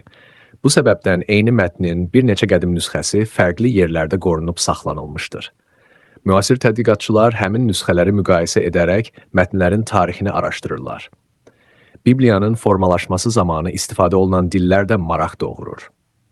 Müxtəlif hissələr fərqli dillərdə yazılmış, sonraki dövrlərdə başqa dillərə çevrilmişdir. Tərcümələr zamanı mətnin mənasının qorunmasına xüsusi diqqət yetirilmişdir. Bəzi qədim nüsxələrdə yazılar sütunlar şəklində yerləşdirilmişdir. Bu üsul mətnin oxunmasını asanlaşdırırdı. Yazıların səliqəli düzülməsi əlyazma sənətinin yüksək səviyyədə inkişaf etdiyini göstərir. Mətnlərin üzərində işləyən yazıçılar yalnız yazmaqla kifayətlənmirdilər. Onlar köhnəlmiş nüsxələri bərpa edir, zədələnmiş hissələri diqqətlə müqayisə edərək yenidən köçürürdülər. Bunun sayəsində bir çox qədim mətn sonraki dövrlərə qədər gəlib çatmışdır. Bibliyanın müxtəlif hissələrinin yazılma vaxtı fərqli olduğundan istifadə edilən sözlərdə və ifadələrdə müəyyən dəyişikliklər müşahidə edilir. Dilin zamanla dəyişməsi bu mətnlərdə də öz izini qoymuşdur. Bu xüsusiyyət dil tarixini öyrənən mütəxəssislər üçün qiymətli məlumat mənbəyi hesab olunur. Maraqlı faktlardan biri də budur ki, bəzi qədim əlyazmalarda durğu işarələri demək olar ki, istifadə edilməmişdir. Sözlər bəzən bir-birinin ardınca yazılırdı.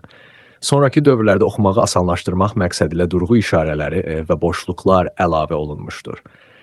Müxtəlif əsrlərdə hazırlanmış əlyazmaların müqayisəsi göstərir ki, əsas mətn uzun müddət böyük diqqətlə qorunmuşdur. Bu müqayisələr qədim yazı ənənələrinin necə işlədiyini öyrənmək baxımından mühüm əhəmiyyət daşıyır. Bibliyanın formalaşma tarixi bugün də araşdırılmaqda davam edir. Yeni tapılan əlyazmalar və arxeoloji tapıntılar qədim mətnlərin keçdiyi yolu daha dolğun şəkildə öyrənməyə kömək edir. Hər yeni tapıntı kitabın tarixi haqqında mövcud bilikləri bir qədər də zənginləşdirir. Davamı növbəti hissədə veriləcək.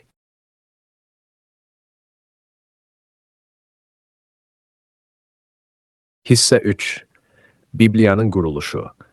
Bibliya bir kitabdan deyil, çoxsaylı mətnlərin bir araya gətirilməsi nəticəsində formalaşmış geniş topludan ibarətdir. Bu mətnlər müxtəlif dövrlərdə yazılmış, sonradan müəyyən ardıcıllıqla toplanmış və kitab şəklinə salınmışdır. Buna görə də Bibliyanın daxilində mövzu, üslub və yazı tərzi baxımından fərqlənən hissələr mövcuddur. Kitabın mətnləri müxtəlif bölmələrə ayrılır. Bu bölgü oxucuların axtardıqları hissəni daha rahat tapmasına kömək edir. Müasir nəşrlərdə hər bölmə ayrıca başlıqla göstərilir və mətn kiçik hissələrə bölünür. İlk dövrlərdə bölmə və ayə nömrələri mövcud deyildi. Mətnlər fasiləsiz şəkildə yazılırdı. Sonrakı əsrlərdə oxumağı, öyrənməyi və istinad etməyi asanlaşdırmaq məqsədilə bölmələr və ayələr yaradıldı. Bu sistem zaman keçdikcə geniş yayılaraq demək olar ki, bütün nəşrlərdə istifadə olmağa başladı. Bibliyanın quruluşunda müxtəlif yazı növləri yer alır. Tarixi hadisələrin təsviri, qanun xarakterli mətnlər, şeir nümunələri, hikmətli fikirlər, məktublar və başqa janrlar kitabın ümumi məzmununu zənginləşdirir. Bu müxtəliflik onu qədim dövrün ən zəngin yazılı mənbələrindən birinə çevirir. Şeir formasında yazılmış hissələrdə fərqli ifadə tərzindən istifadə olunmuşdur. Burada sözlərin ahəngi, fikirlərin paralel quruluşu və obrazlı ifadələr diqqəti cəlb edir. Bu xüsusiyyətlər qədim ədəbi ənənələrin öyrənilməsi baxımından maraq doğurur. Tarixi mətnlərdə şəhərlər, yaşayış məntəqələri, tayfalar, hökmdarlar və müxtəlif hadisələr haqqında məlumatlar yer alır. Bu məlumatlar tarix və arxeologiya sahəsində çalışan mütəxəssislər üçün araşdırma mövzusu olmuşdur. Məktub şəklində yazılmış hissələr müəyyən şəxslərə və ya icmalara ünvanlanmışdır. Bu yazılar qədim dövrdə məktublaşma ənənəsinin necə olduğunu öyrənmək baxımından da maraq kəsb edir. Bibliyanın quruluşunda təkrar olunan mövzular da mövcuddur. Bəzi hadisələr fərqli mətnlərdə müxtəlif baxış bucağı ilə təsvir edilir. Bu xüsusiyyət qədim müəlliflərin hadisələri necə təqdim etdiyini araşdırmağa imkan yaradır. Kitabın müxtəlif hissələrində istifadə olunan dil və üslub bir-birindən seçilir. Bəzi mətnlər sadə dillə yazıldığı halda, digərlərində daha zəngin bədii ifadələrdən istifadə edilmişdir. Bu fərqlər onların müxtəlif dövrlərdə və müxtəlif şəraitdə qələmə alındığını göstərən xüsusiyyətlərdən hesab olunur. Müasir nəşrlərdə mətnlər oxucu üçün daha rahat şəkildə hazırlanır. Başlıqlar, bölmələr, qeydlər və göstəricilər kitabdan istifadəni asanlaşdırır. Bununla yanaşı, qədim əlyazmaların quruluşu da ayrıca araşdırılır və onların ilkin görünüşü barədə elmi nəticələr əldə edilir. Maraqlı faktlardan biri budur ki, Bibliyanın müxtəlif dillərdə çap olunan nəşrlərində bölmə və ayə nömrələri əsasən eyni qaydada saxlanılır. Bu xüsusiyyət müxtəlif dillərdə hazırlanmış nəşrlərin müqayisəsini xeyli asanlaşdırır. Bəzi qədim əlyazmalarda mətnin başlanğıc hissələri xüsusi bəzəklərlə işlənmişdir. Yazının ilk hərfləri digərlərindən daha böyük yazılır, bəzən müxtəlif naxışlarla bəzədilirdi. Bu ənənə sonrakı dövrlərdə hazırlanan bəzi kitablarda da davam etdirilmişdir. Bibliyanın quruluşu əsrlər boyu çoxsaylı tədqiqatların mövzusu olmuşdur. Alimlər müxtəlif əlyazmaları müqayisə edərək mətnlərin ardıcıllığını, quruluş xüsusiyyətlərini və zamanla baş verən dəyişiklikləri öyrənirlər. Bu araşdırmalar kitabın tarixini daha dolğun şəkildə anlamağa kömək edir. Beləliklə, Bibliyanın quruluşu onun uzun tarixi inkişaf yolunun nəticəsidir. Müxtəlif dövrlərdə yaranmış mətnlərin bir topluda birləşdirilməsi bu kitabı həm tarixi, həm də mədəni baxımdan diqqətə layiq yazılı abidələrdən birinə çevirmişdir. Davamı növbəti hissədə veriləcək.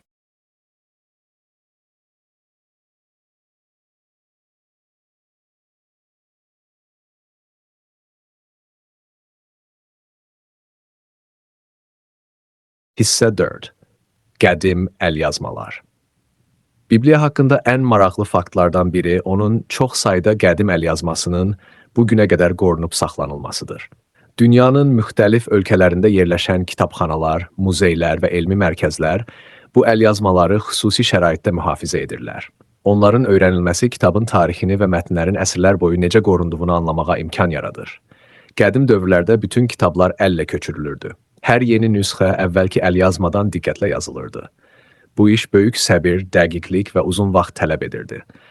Bir əlyazmanın hazırlanması bəzən aylarla, hətta illərlə davam edirdi. Yazıçılar istifadə etdikləri yazı vasitələrini və yazı materiallarını böyük diqqətlə hazırlayırdılar. Yazı səthinin hamar olması, mürəkkəbin keyfiyyəti və yazının aydın görünməsi mühüm əhəmiyyət daşıyırdı. Mətn tamamlandıqdan sonra əlyazma yenidən yoxlanılırdı. Bəzi qədim əlyazmalar zamanın təsiri nəticəsində qismən zədələnsə də, onların böyük hissəsi oxuna biləcək vəziyyətdə qalmışdır. Müasir dövrdə bərpa üzrə çalışan mütəxəssislər bu əlyazmaların daha da zədələnməsinin qarşısını almaq üçün xüsusi üsullardan istifadə edirlər. Əlyazmaların yaşını müəyyən etmək üçün müxtəlif elmi üsullar tətbiq olunur. Yazının forması, istifadə olunan material, mürəkkəbin tərkibi və başqa xüsusiyyətlər diqqətlə araşdırılır. Bu məlumatlar əlyazmanın hansı dövrə aid olduğunu müəyyənləşdirməyə kömək edir. Maraqlı cəhətlərdən biri də odur ki, eyni mətnin müxtəlif əsrlərə aid çoxsaylı nüsxələri mövcuddur. Tədqiqatçılar bu nüsxələri müqayisə edərək onların oxşar və fərqli cəhətlərini müəyyənləşdirirlər. Bu iş qədim mətnlərin qorunma tarixini öyrənmək baxımından mühüm əhəmiyyət daşıyır. Bəzi əlyazmalar uzun illər torpaq altında, mağaralarda və ya qədim tikililərdə qalmışdır. Onlar aşkar edildikdən sonra xüsusi laboratoriyalara aparılmış, təmizlənmiş və elmi araşdırmalara cəlb edilmişdir. Bu tapıntılar qədim yazı mədəniyyəti haqqında yeni məlumatların əldə olunmasına şərait yaratmışdır. Əlyazmaların bir hissəsi zədələndiyi üçün bəzi səhifələr tam şəkildə qorunmamışdır. Buna baxmayaraq, mövcud nüsxələrin müqayisəsi sayəsində çatışmayan hissələr haqqında elmi nəticələr əldə etmək mümkün olur. Müasir texnologiyalar qədim əlyazmaların öyrənilməsində mühüm rol oynayır. Xüsusi çəkiliş üsulları ilə adi gözlə seçilməsi çətin olan yazılar daha aydın görünür. Bu üsullar əvvəllər oxunması mümkün olmayan bəzi hissələrin araşdırılmasına imkan yaratmışdır. Əlyazmaların saxlanıldığı otaqlarda istilik və rütubət sabit səviyyədə qorunur. Günəş işığının birbaşa təsirinə yol verilmir. Bu tədbirlər qədim yazıların ömrünü uzatmağa kömək edir. Bibliyanın qədim əlyazmaları yalnız mətn baxımından deyil, həm də yazı sənətinin inkişafını öyrənmək üçün qiymətli mənbə hesab olunur. Onların yazı üslubu, hərflərin forması və səhifələrin tərtibatı müxtəlif dövrlərin xüsusiyyətlərini əks etdirir. Bəzi əlyazmalarda səhifələrin kənarında sonradan əlavə edilmiş qeydlərə rast gəlinir. Bu qeydlər mətnin izahı, düzəlişi və ya oxunuşu ilə bağlı məlumatlar verir. Belə əlavələr qədim dövrlərdə kitablarla necə işlənildiyini öyrənmək baxımından maraq doğurur. Bugün dünyanın müxtəlif elmi mərkəzlərində Bibliyanın qədim əlyazmaları üzərində araşdırmalar davam edir. Hər yeni tədqiqat kitabın tarixi, yazıya alınması və qorunması haqqında bilikləri daha da zənginləşdirir. Buna görə də qədim əlyazmalar həm tarix, həm dilçilik, həm də yazı mədəniyyəti sayəsində ən qiymətli mənbələrdən biri hesab olunur. Davamı növbəti hissədə veriləcək. Hissə 5. Bibliyanın müxtəlif dillərə çevrilməsi. Bibliya tarix boyunca ən çox dillərə çevrilmiş kitablardan biri hesab olunur. Müxtəlif xalqların bu kitabı öz ana dilində oxuya bilməsi üçün uzun əsrlər ərzində çoxlu tərcümələr hazırlanmışdır. Bu iş fərqli dövrlərdə yaşayan çoxsaylı tərcüməçilərin və dil mütəxəssislərinin uzun müddətli zəhməti nəticəsində həyata keçirilmişdir. İlk tərcümələr qədim dövrlərdə hazırlanmağa başlamışdır. O zaman müxtəlif bölgələrdə yaşayan insanların danışdığı dillər bir-birindən fərqləndiyi üçün mətnlərin başqa dillərə çevrilməsinə ehtiyac yaranmışdı. Tərcüməçilər mətnin mənasını mümkün qədər dəqiq şəkildə çatdırmağa çalışırdılar. Hər bir tərcümə hazırlanarkən istifadə olunan sözlərin seçiminə xüsusi diqqət yetirilirdi. Qədim dillərdə işlənən bəzi sözlərin başqa dillərdə tam qarşılığı olmadığından tərcümə prosesi olduqca çətin hesab olunurdu. Buna görə də tərcüməçilər hər ifadəni diqqətlə araşdıraraq uyğun söz seçməyə çalışırdılar.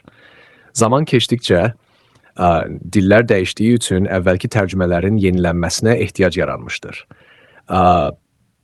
Müasir oxucuların daha rahat başa düşməsi məqsədilə yeni nəşrlər hazırlanmış, bəzi köhnə ifadələr dövrün dil xüsusiyyətlərinə uyğunlaşdırılmışdır. Bununla yanaşı, mətnin əsas məzmununun qorunmasına xüsusi diqqət göstərilmişdir. Bibliyanın müxtəlif dillərə çevrilməsi yalnız dil baxımından deyil, həm də mədəniyyət tarixinin öyrənilməsi üçün mühüm əhəmiyyət daşıyır. Tərcümələr vasitəsilə qədim sözlərin, ifadələrin və yazı üslublarının müxtəlif xalqların dillərinə necə uyğunlaşdırıldığı araşdırılır. Maraqlı faktlardan biri də budur ki, bəzi dillərdə Bibliyanın tam mətni, bəzilərində isə yalnız müəyyən hissələri mövcuddur. Zaman keçdikcə yeni tərcümələr hazırlandıqca daha çox dil bu siyahıya əlavə olunmuşdur. Tərcümə zamanı yalnız sözlərin deyil, cümlələrin ümumi mənasının da qorunmasına çalışılır. Bu səbəbdən eyni mətn müxtəlif dillərdə fərqli ifadələrlə təqdim olunsa da, əsas məzmun mümkün qədər eyni saxlanılır. Müasir dövrdə tərcümə işi tək bir nəfər tərəfindən deyil, Adətən dilçilər, tarixçilər və digər mütəxəssislərdən ibarət qruplar tərəfindən həyata keçirilir. Hazırlanan mətn dəfələrlə yoxlanılır, müqayisə edilir və sonra nəşr olunur. Rəqəmsal texnologiyaların inkişafı Bibliyanın yayılmasını daha da asanlaşdırmışdır. İndi müxtəlif dillərdə hazırlanmış mətnləri elektron formada oxumaq mümkündür. Bu imkan kitabın daha geniş oxucu kütləsinə çatmasına şərait yaratmışdır. Bibliyanın müxtəlif dillərə çevrilməsi dil tarixinin araşdırılmasına da töhfə verir. Köhnə tərcümələrlə yeni nəşrlərin müqayisəsi dillərin zaman ərzində necə dəyişdiyini və söz ehtiyatının necə zənginləşdiyini göstərir. Bəzi qədim tərcümələr bugün dil tarixinin ən qiymətli yazılı nümunələri hesab olunur. Onlar yalnız Bibliyanın deyil, həmin dövrün danışıq və yazı dilinin xüsusiyyətlərini də özündə əks etdirir. Buna görə də dilçilər bu mətnlərdən tez-tez istifadə edirlər. Maraqlı cəhətlərdən biri də odur ki, yeni bir dilə tərcümə hazırlanarkən əvvəlcə həmin dilin yazı qaydaları, söz ehtiyatı və ifadə imkanları diqqətlə araşdırılır. Məqsəd mətni oxucu üçün aydın və anlaşılan formada təqdim etməkdir. Bugün Bibliya dünyanın ən geniş yayılmış yazılı əsərlərindən biri olaraq müxtəlif dillərdə nəşr edilməyə davam edir. Yeni tərcümələr hazırlandıqca daha çox insan onu öz ana dilində oxumaq imkanı əldə edir. Bu xüsusiyyət kitabın dünya mədəniyyəti tarixində xüsusi yer tutmasının əsas səbəblərindən biri hesab olunur. Davamı növbəti hissədə veriləcək.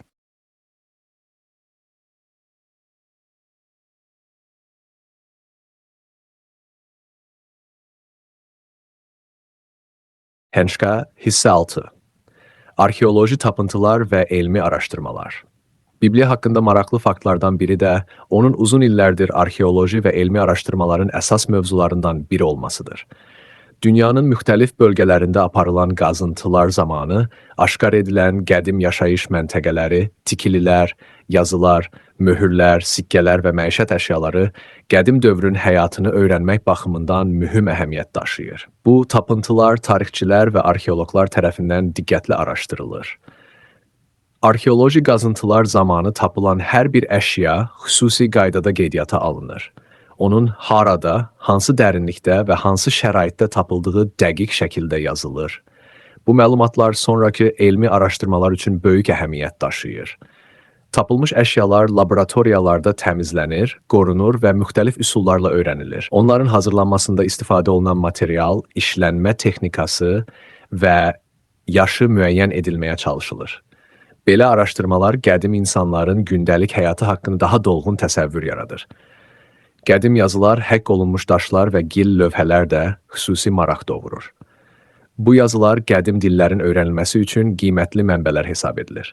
Dil mütəxəssisləri həmin yazıları oxuyaraq dövrün söz ehtiyatı və yazı xüsusiyyətləri haqqında yeni məlumatlar əldə edirlər.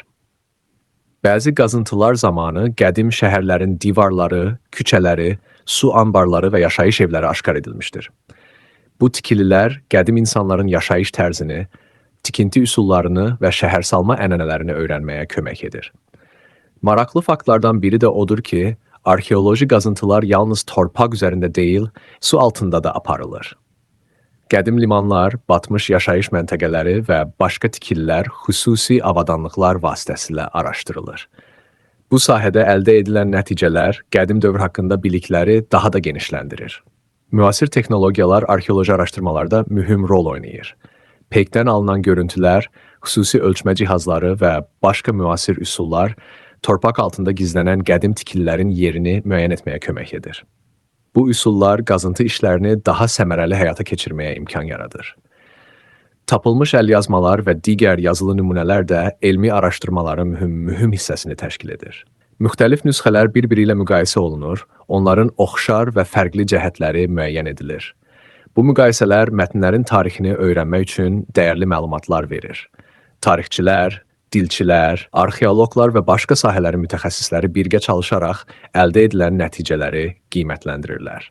Fərqli sahələrin məlumatlarının müqayisə edilməsi daha dəqiq elmi nəticələrin əldə olunmasına kömək edir.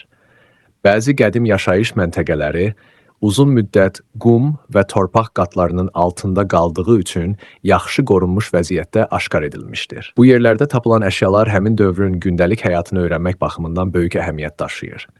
Elmi araşdırmalar davam etdikcə yeni tapıntılar əldə olunur. Hər yeni kəşf qədim dövrün tarixi, yazı mədəniyyəti və insanların yaşayış tərzi haqqında mövcud bilikləri daha da zənginləşdirir. Buna görə də arxeoloji qazıntılar bu gün də dünyanın müxtəlif bölgələrində davam etdirilir. Bibliya ilə bağlı aparılan araşdırmalar yalnız keçmişi öyrənmək məqsədi daşımır. Bu tədqiqatlar qədim dillərin inkişafını, yazı mədəniyyətinin formalaşmasını, kitabların hazırlanma üsullarını və qədim cəmiyyətlərin xüsusiyyətlərini öyrənmək üçün də mühüm əhəmiyyət daşıyır. Beləliklə, arxeoloji tapıntılar və elmi araşdırmalar Bibliyanın tarixinin daha dolğun öyrənilməsinə imkan yaradır. Yeni kəşflər və müasir tədqiqat üsulları sayəsində bu sahədə biliklər davamlı olaraq genişlənir və zənginləşir. Davamı növbəti hissədə veriləcək.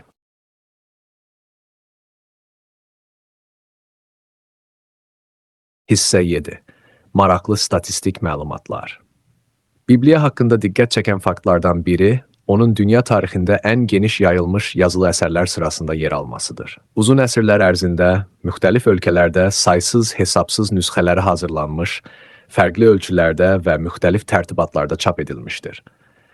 Bu xüsusiyyət kitabın geniş coğrafiyada tanınmasına səbəb olmuşdur. Müxtəlif dövrlərdə kitabın kiçik cib ölçülü nəşrləri, iri ölçülü nəşrləri, izahlı variantları və xüsusi tərtibatlı nəşrləri hazırlanmışdır. Məqsəd müxtəlif oxucu qruplarının istifadəsini asanlaşdırmaq olmuşdur. Müasir dövrdə kağız üzərində çap olunan nəşrlərlə yanaşı, rəqəmsal nəşrlər də geniş yayılmışdır. Elektron kitablar və səsli mətnlər sayəsində kitabı fərqli vasitələrlə oxumaq və dinləmək mümkündür. Bibliyanın müxtəlif dillərə çevrilməsi, dünya dilçiliyi tarixində diqqətə layiq hadisələrdən biri hesab olunur. Yeni dillərə tərcümələr hazırlandıqca, bu siyahı da genişlənməkdə davam edir. Bəzi dillərdə kitabın tam mətni, bəzilərində isə yalnız müəyyən hissələri mövcuddur. Maraqlı faktlardan biri də odur ki, müxtəlif dövrlərdə hazırlanmış nəşrlərin ölçüsü və çəkisi bir-birindən xeyli fərqlənmişdir. Bəzi nəşrlər cibdə daşınacaq qədər kiçik, digərləri isə böyük kitabxana nəşri şəklində hazırlanmışdır. Qədim əlyazmaların hər biri özünə məxsus xüsusiyyətlərə malikdir. Yazının ölçüsü, səhifələrin sayı, sətirlərin düzülüşü və istifadə olunan materiallar fərqli olmuşdur. Bu xüsusiyyətlər əlyazmaların hansı dövrdə hazırlandığını müəyyən etməyə kömək edir. Müxtəlif ölkələrin kitabxanalarında və muzeylərində Bibliyanın nadir nüsxələri qorunur. Onların bəziləri yalnız xüsusi icazə ilə tədqiq edilir. Məqsəd qədim yazıların zədələnməsinin qarşısını almaqdır. Bəzi qədim nüsxələr üzərində rəngli bəzəklər və incə naxışlar işlənmişdir.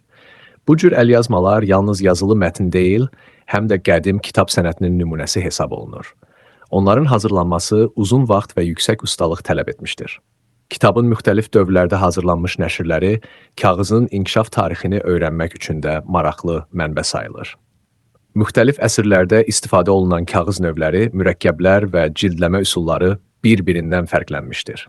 Müasir kitabxanalarda Bibliyanın köhnə nəşrləri xüsusi qutularda saxlanılır. Onlar müəyyən vaxtlarda yoxlanılır, təmizlənir və zəruri hallarda bərpa olunur. Bu işlər kitabların gələcək nəsillərə çatdırılması məqsədilə həyata keçirilir. Rəqəmsallaşdırma layihələri nəticəsində çoxlu qədim əlyazmanın surəti hazırlanmışdır. Bunun sayəsində tədqiqatçılar orijinal nüsxəyə toxunmadan onun mətnini öyrənə bilirlər. Bu üsul qədim sənədlərin qorunmasına mühüm töhfə verir. Maraqlı cəhətlərdən biri də odur ki, müxtəlif ölkələrdə keçirilən kitab sərgilərində və elmi tədbirlərdə Bibliyanın qədim və nadir nüsxələri nümayiş etdirilir. Bu tədbirlər yazı tarixi və kitab mədəniyyəti ilə maraqlanan insanlar üçün böyük maraq doğurur. Bugün də Bibliya haqqında yeni araşdırmalar davam edir. Yeni texnologiyalar, yeni tapıntılar və fərqli elmi yanaşmalar sayəsində kitabın tarixi, quruluşu və yayılması haqqında biliklər ildən ilə daha da zənginləşir. Bu səbəbdən Bibliya həm tarix, həm dilçilik, həm arxeologiya, həm də kitabşünaslıq sahəsində ən çox öyrənilən yazılı abidələrdən biri olaraq qalır. Davamı növbəti hissədə veriləcək.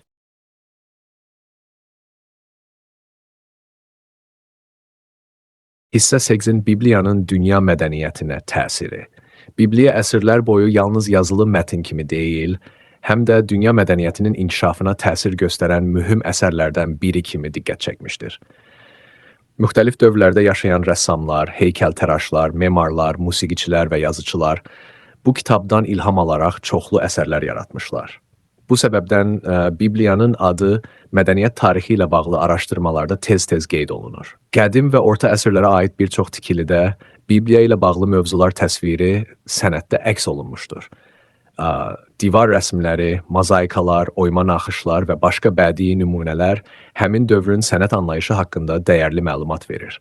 Bu əsərlər bu gün də muzeylərdə və tarixi tikililərdə qorunub saxlanılır. Əlyazmaların bəzədilməsi də qədim kitab sənətinin maraqlı sahələrindən biri hesab olunur. Bəzi nüsxələrdə ilk hərflər qızılı rənglə işlənmiş, səhifələrin kənarları isə müxtəlif naxışlarla bəzədilmişdir. Bu cür nümunələr həm yazılı mətn, həm də incəsənət əsəri kimi qiymətləndirilir. Bibliya qədim dillərin öyrənilməsində də mühüm mənbələrdən biridir. Dilçilər burada işlədilən sözləri, cümlə quruluşunu və ifadə xüsusiyyətlərini araşdıraraq dillərin tarixi inkişafı haqqında nəticələr əldə edirlər. Bu araşdırmalar qədim yazı ənənələrinin daha yaxşı öyrənilməsinə kömək edir. Maraqlı faktlardan biri də odur ki, müxtəlif ölkələrdə Bibliya mövzusuna həsr olunmuş xüsusi muzeylər və sərgilər fəaliyyət göstərir. Bu sərgilərdə qədim əlyazmaların surətləri, köhnə çap nümunələri, yazı alətləri və başqa tarixi əşyalar nümayiş etdirilir. Belə tədbirlər ziyarətçilərə qədim kitab mədəniyyəti ilə yaxından tanış olmaq imkanı yaradır. Kitabın tarixi ilə bağlı keçirilən elmi toplantılar müxtəlif ölkələrdən gələn mütəxəssisləri bir araya gətirir. Tarix, dilçilik, arxeologiya və kitabşünaslıq sahəsində çalışan alimlər araşdırmalarının nəticələrini təqdim edir və yeni elmi fikirlər irəli sürürlər. Müasir texnologiyalar sayəsində qədim əlyazmalar yüksək keyfiyyətlə rəqəmsallaşdırılır. Bu materiallar elmi araşdırmalar üçün istifadə edilir və dünyanın müxtəlif yerlərində çalışan tədqiqatçıların istifadəsinə təqdim olunur. Beləliklə, nadir əlyazmaların qorunması ilə yanaşı, onların öyrənilməsi də asanlaşır. Bibliya haqqında maraqlı cəhətlərdən biri də onun kitab çapı tarixində xüsusi yer tutmasıdır. Çap texnologiyasının inkişafından sonra bu kitabın çoxlu sayda nəşri hazırlanmış və geniş yayılmışdır. Bu proses kitab nəşri tarixinin inkişafına da mühüm təsir göstərmişdir. Bugün də müxtəlif ölkələrdə Bibliya ilə bağlı elmi araşdırmalar davam edir. Yeni tapılan əlyazmalar, arxeoloji kəşflər və müasir tədqiqat üsulları kitabın tarixi haqqında bilikləri daha da genişləndirir. Hər yeni araşdırma qədim yazılı irsin daha yaxşı öyrənilməsinə xidmət edir. Beləliklə, Bibliya yalnız qədim yazılı mətnlər toplusu deyil, həm də dünya tarixində, mədəniyyətində, kitab sənətində, dilçilikdə və arxeologiyada mühüm yer tutan yazılı abidələrdən biridir. Onun əsrlər boyu qorunub saxlanılması, müxtəlif dillərə çevrilməsi və davamlı şəkildə araşdırılması bu kitabın dünya mədəni irsindəki əhəmiyyətini göstərən maraqlı faktlardan biridir.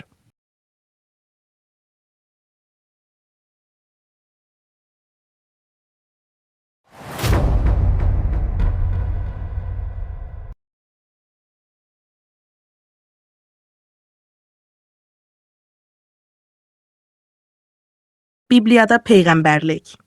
Giriş. Əziz dinləyicilər, bu gün Bibliyanın ən maraqlı və eyni zamanda ən çox araşdırılan mövzularından biri olan Peyğəmbərlik haqqında danışacağıq. Bu mövzu əsrlər boyu insanların diqqətini cəlb etmiş, alimlərin, tarixçilərin və müqəddəs kitabı oxuyan milyonlarla insanın düşündüyü məsələlərdən biri olmuşdur. Bu mövzuya yaxınlaşarkən məqsədimiz hər hansı məzhəbin və ya kilsənin baxışını müdafiə etmək deyil. Məqsədimiz Bibliyanın özündə Peyğəmbərlik haqqında deyilənləri araşdırmaq, ayələrin məzmununu anlamağa çalışmaq və onların insan həyatına verdiyi mesajı öyrənməkdir. Bibliyada Peyğəmbərlik yalnız gələcəyi xəbər vermək mənasını daşımır. O, həm də Allahın insanlara çatdırdığı xəbərdarlıq, təsəlli, ümid və doğru yola çağırışdır. Bir çox hallarda Peyğəmbərlər yalnız gələcək hadisələrdən deyil, yaşadıkları dövrdə insanların mənəvi vəziyyətindən, ədalətdən, mərhəmətdən və tövbədən danışırdılar. Müqəddəs kitab göstərir ki, Peyğəmbərlik insan marağını təmin etmək üçün deyil, insanı Allaha yaxınlaşdırmaq üçün verilmişdir. Peyğəmbərlik insanın qorxu içində yaşaması üçün yox, imanla yaşaması üçün verilmişdir. Bu səbəbdən mövzuya açıq düşüncə ilə yanaşmaq və Bibliyanın dediklərini Bibliyanın öz işığında oxumaq vacibdir. Peyğəmbərlik nədir? Peyğəmbərlik sözü Allah tərəfindən verilən xəbərin insanlar arasında elan edilməsini ifadə edir. Bibliyada Peyğəmbər Allahın sözünü insanlara çatdıran şəxs kimi təqdim olunur. Bəzən Peyğəmbərlik gələcək hadisələri bildirir. Bəzən isə insanları günahdan dönməyə çağırır. Başqa hallarda isə Allahın xalqına təsəlli verir, ümid bəxş edir və doğru yolu göstərir. Buna görə Bibliyada Peyğəmbərlik anlayışı yalnız gələcəklə bağlı deyil. O, Allahın iradəsinin insanlara bildirilməsi deməkdir. Qanunun təkrarı kitabında bildirilir ki, Allah öz sözünü peyğəmbərləri vasitəsilə xalqa çatdıracaq və insanlar həmin sözə diqqətlə qulaq asmalıdırlar.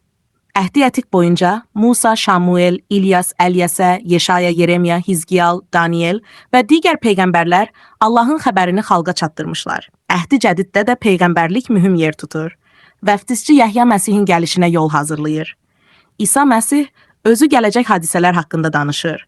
Həvarilər də müqəddəs ruhun rəhbərliyi ilə Allahın sözünü insanlara çatdırırlar. Beləliklə, Bibliyada peyğəmbərlik Allahın insanlarla ünsiyyət vasitələrindən biri kimi təqdim edilir. Peyğəmbərliyin məqsədi. Bibliyanı oxuyarkən görünür ki, peyğəmbərlik heç vaxt sadəcə maraqlı məlumat vermək məqsədi daşımır. Peyğəmbərliyin əsas məqsədlərindən biri insanı tövbəyə çağırmaqdır. İsrail xalqı Allahdan uzaqlaşanda peyğəmbərlər onları xəbərdar edirdilər. Onlar bütpərəstlikdən, haqsızlıqdan, zülmdən və mənəvi pozğunluqdan uzaq durmağa çağırırdılar. Peyğəmbərliyin ikinci məqsədi ümid vermək idi. İnsanlar sürgündə olduqları zaman peyğəmbərlər Allahın onları unutmadığını bildirirdilər.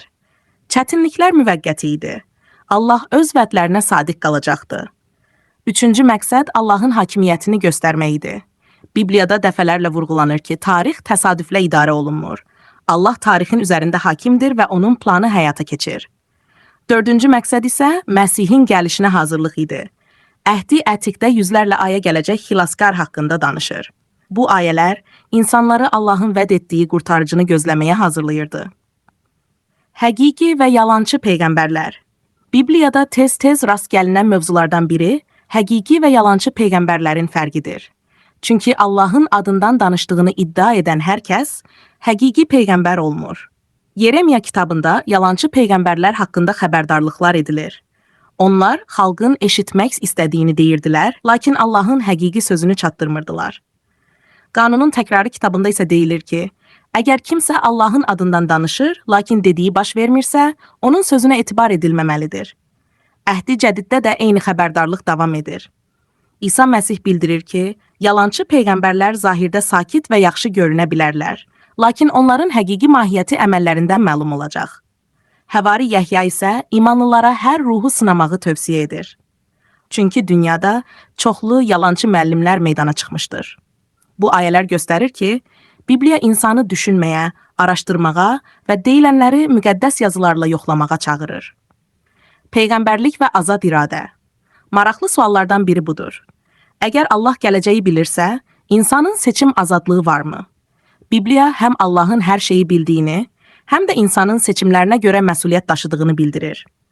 Peyğəmbərlik gələcəyi göstərsə də, insanın mənəvi məsuliyyətini aradan qaldırmır. Yunisin hekayəsi buna nümunədir. Nineva şəhərinə hökm elan olunmuşdu. Lakin insanlar tövbə etdikdə Allah onlara mərhəmət göstərdi. Bu hadisə göstərir ki, peyğəmbərlik bəzən insanları dəyişməyə çağıran ilahi xəbərdarlıqdır. Allahın məqsədi insanın məhvi deyil, onun doğru yola qayıtmasıdır. Peyğəmbərlik və ümid. Bibliyada peyğəmbərlik qorxu kitabı deyil. Əksinə, onun əsas mövzularından biri ümiddir. Yeşaya kitabında gələcək sülhdən danışılır. Yeremiya kitabında Allahın xalqı üçün xeyirli planlarından bəhs edilir. Hizqiyal kitabında quru sümüklərin dirilməsi görüntüsü ümidsiz xalq üçün yeni həyatın simvoluna çevrilir. Daniel kitabında dünya imperiyalarının dəyişməsinə baxmayaraq Allahın hökmranlığının əbədi qalacağı bildirilir. Əhdi Cədiddə isə bu ümid İsa Məsihin şəxsində daha aydın şəkildə təqdim olunur. İnsan tarix boyu müxtəlif çətinliklərlə qarşılaşmışdır. Müharibələr, xəstəliklər, zəlzələlər, ədalətsizliklər və digər ağır hadisələr insanların həyatına təsir etmişdir. Lakin Bibliyanın peyğəmbərlikləri bütün bunlardan üstün olan bir həqiqəti xatırladır. Allah tarixə nəzarət edir. İnsan hər şeyi anlaya bilməsə də, Bibliyanın verdiyi ümid budur ki, son söz həmişə şərə deyil, xeyrə məxsus olacaq. Buna görə peyğəmbərlik insanı ümidsizliyə deyil, səbirə, imanlı həyata və etibara çağırır. Bu birinci hissədir. Növbəti hissədə Əhdi Ətiq və Əhdi Cəddəki əsas peyğəmbərliklər, Məsihlə bağlı peyğəmbərliklər və onların Bibliyada təqdimatı geniş şəkildə izah olunacaq.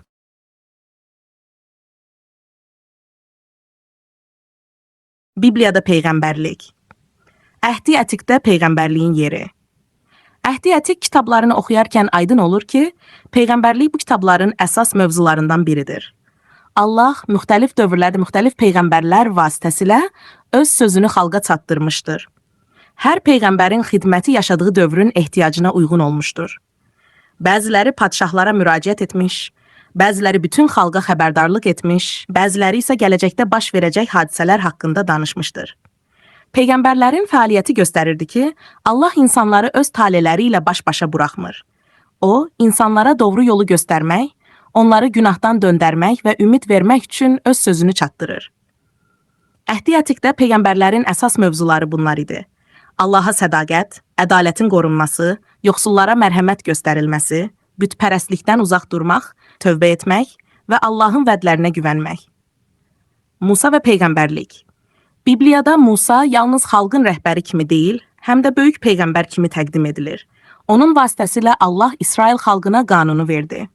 Musa dəfələrlə Allahın sözünü xalqa çatdırdı və gələcək nəsillərə mühüm xəbərdarlıqlar etdi. Qanunun təkrarı kitabında Musa gələcəkdə Allahın xalq arasında başqa bir peyğəmbər göndərəcəyini bildirir. Bu ayə əsrlər boyu geniş araşdırılmış və müxtəlif şəkildə izah edilmişdir. Lakin ayənin əsas fikri budur ki, Allah insanlarla danışmağa davam edəcək və öz iradəsini bildirəcək. Yeşayanın peyğəmbərlikləri. Əhdi Ətiqin ən çox tanınan peyğəmbərlərindən biri Yeşayadır. Onun kitabında həm yaşadığı dövrə aid xəbərlər, həm də gələcəyə yönəlmiş peyğəmbərliklər vardır. Yeşaya insanların tövbə etməsini, Allahın müqəddəsliyini və mərhəmətini vurğulayır. Kitabda gələcək padşah haqqında təsvirlər verilir. O padşahın ədalətlə hökm edəcəyi, yoxsulları müdafiə edəcəyi və sülh gətirəcəyi bildirilir. Yeşaya kitabında əzab çəkən qul haqqında olan hissə də Bibliyada ən çox araşdırılan mətnlərdən biridir. Burada günahı olmayan bir şəxsin başqalarının günahlarına görə əzab çəkəcəyindən bəhs edilir. Bu hissə tarix boyu müxtəlif cür izah edilmişdir. Əhdi Cədid müəllifləri isə bu mətnləri İsa Məsihlə əlaqələndirmişlər. Yeremiyanın peyğəmbərlikləri. Yeremiya çətin dövrdə xidmət etmiş peyğəmbər idi. O, xalqı qarşıdakı təhlükələr barədə xəbərdar edir, onları tövbəyə çağırırdı. Onun sözləri çox vaxt qəbul edilmirdi. Buna baxmayaraq, Yeremiya Allahın verdiyi xəbəri dəyişdirmədən xalqa çatdırmağa davam edirdi. Yeremiya kitabında yeni əhd haqqında mühüm bir peyğəmbərlik vardır. Burada bildirilir ki, gələcəkdə Allah öz qanununu daş lövhələrə deyil, insanların ürəyinə yazacaq. Bu fikir sonradan Əhdi Cədiddə geniş şəkildə xatırladılır və Allahla insan arasındakı münasibətin daxili dəyişiklik üzərində qurulduğu göstərilir. Hizqiyalın görüntüləri. Hizqiyal kitabında çoxlu rəmzi görüntülər vardır. Ən məşhur görüntülərdən biri quru sümüklər vadisidir. Peyğəmbər saysız hesabsız quru sümüklər görür. Allahın əmri ilə həmin sümüklər yenidən canlanır. Bu görüntü ümidsiz vəziyyətdə olan xalq üçün ümid mesajı idi. Əsas fikir insan gücünün tükəndiyi yerdə Allahın fəaliyyət göstərməsidir. Bu görüntü yalnız tarixi hadisə deyil, həm də mənəvi dirçəliş haqqında güclü bir simvol kimi qəbul edilir. Daniel kitabındakı peyğəmbərliklər. Daniel kitabı Bibliyanın peyğəmbərlik baxımından ən diqqət çəkən kitablarından biridir. Burada padşahların gördüyü yuxular və Danielin aldığı görüntülər vasitəsilə dünya tarixinin müxtəlif mərhələləri təsvir edilir. Müxtəlif hökmdarlıqların bir-birini əvəz edəcəyi göstərilir. Lakin bütün bu dəyişikliklərdən sonra Allahın hökmranlığının əbədi olacağı bildirilir. Daniel kitabının əsas mesajlarından biri budur ki, dünyanın ən güclü dövlətləri belə müvəqqətidir. Əbədi olan yalnız Allahın hökmranlığıdır. Əhdi Cədiddə peyğəmbərlik. Əhdi Cədidə keçdikdə peyğəmbərlik mövzusu davam edir. Burada diqqət daha çox İsa Məsihin həyatı, xidməti, ölümü, dirilməsi və gələcəkdə yenidən gəlişi üzərində cəmlənir. Əhdi Cədid müəllifləri dəfələrlə bildirirlər ki, Əhdi Etiqdəki bir çox peyğəmbərliklər İsa Məsihin həyatı ilə əlaqələndirilir. Bununla yanaşı, Əhdi Cədid yalnız keçmişdə yerinə yetmiş hadisələrdən danışmır. O, gələcəyə aid ümid və gözləntilərdən də bəhs edir. Vəftizçi Yəhyanın xidməti. Vəftizçi Yəhya insanları tövbəyə çağırırdı. O bildirirdi ki, Allahın padşahlığı yaxındır. Onun əsas vəzifəsi gələcək Məsihin yolunu hazırlamaq idi. Yəhya insanların diqqətini özünə deyil, gələcək şəxsə yönəldirdi. Bu, Bibliyada peyğəmbərlərin mühüm xüsusiyyətlərindən biridir. Onlar öz şöhrətlərini deyil, Allahın məqsədini ön plana çıxarırlar. İsa Məsihin peyğəmbərlikləri. İsa Məsih öz təlimində gələcək hadisələr haqqında da danışmışdır. O, insanların mənəvi ayıq-sayıq olmalarını, sevgidə qalmaqlarını və Allaha sadiq yaşamalarını vurğulamışdır. İsa bildirirdi ki, insanlar yalnız gələcəyin əlamətlərini axtarmaqla kifayətlənməməlidirlər. Ən vacib məsələ Allahla münasibətin düzgün olmasıdır. O, həmçinin Yerusəlim şəhərinin gələcəyi, çətin dövrlər və Allahın padşahlığının tam təzahürü haqqında danışmışdır. Bu ayələr müxtəlif dövrlərdə müxtəlif cür şərh edilmişdir. Lakin onların əsas məqsədi insanı qorxuya salmaq deyil, imanlı və məsuliyyətli həyata çağırmaqdır. Məsihlə bağlı peyğəmbərliklər. Bibliyada ən geniş mövzulardan biri gələcək Məsihlə bağlı olan peyğəmbərliklərdir. Əhdi Ətiqdə gələcək hökmdar, xilaskar, çoban və xidmətçi haqqında müxtəlif təsvirlər verilir. Əhdi Cədid müəllifləri bu mətnlərin İsa Məsihin həyatında həyata keçdiyini bildirirlər. Onlar Məsihin doğulmasını, xidmətini, əzab çəkməsini, ölümünü və dirilməsini Əhdi Ətiqdəki müxtəlif ayələrlə əlaqələndirirlər. Bu mövzu Bibliya boyunca vahid bir xətt təşkil edir. Bir kitabda vəd edilən mövzu digər kitabda davam etdirilir. Beləliklə, Bibliyanın müxtəlif kitabları arasında məzmun baxımından əlaqə görünür. Peyğəmbərliklərin yerinə yetməsi. Bibliyada bəzi peyğəmbərliklərin artıq həyata keçdiyi, bəzilərinin isə gələcəyə aid olduğu göstərilir. Bu vəziyyət Bibliyanın oxunmasını daha diqqətli edir. Oxucu hər ayənin hansı tarixi şəraitdə deyildiyini, kimə ünvanlandığını və hansı məqsəd daşıdığını nəzərə almalıdır. Belə yanaşma peyğəmbərliklərin daha düzgün başa düşülməsinə kömək edir. Bibliya peyğəmbərliyi sensasiya yaratmaq üçün deyil, Allahın etibarlılığını göstərmək üçün təqdim edir. Allah vəd verirsə, öz vaxtında onu yerinə yetirir. Bu düşüncə Bibliyanın əvvəlindən sonuna qədər davam edən əsas mövzulardan biridir. Növbəti hissədə son dövrə aid peyğəmbərliklər, Vəhiy kitabı, peyğəmbərliyə düzgün yanaşma və geniş yekun nəticə veriləcək.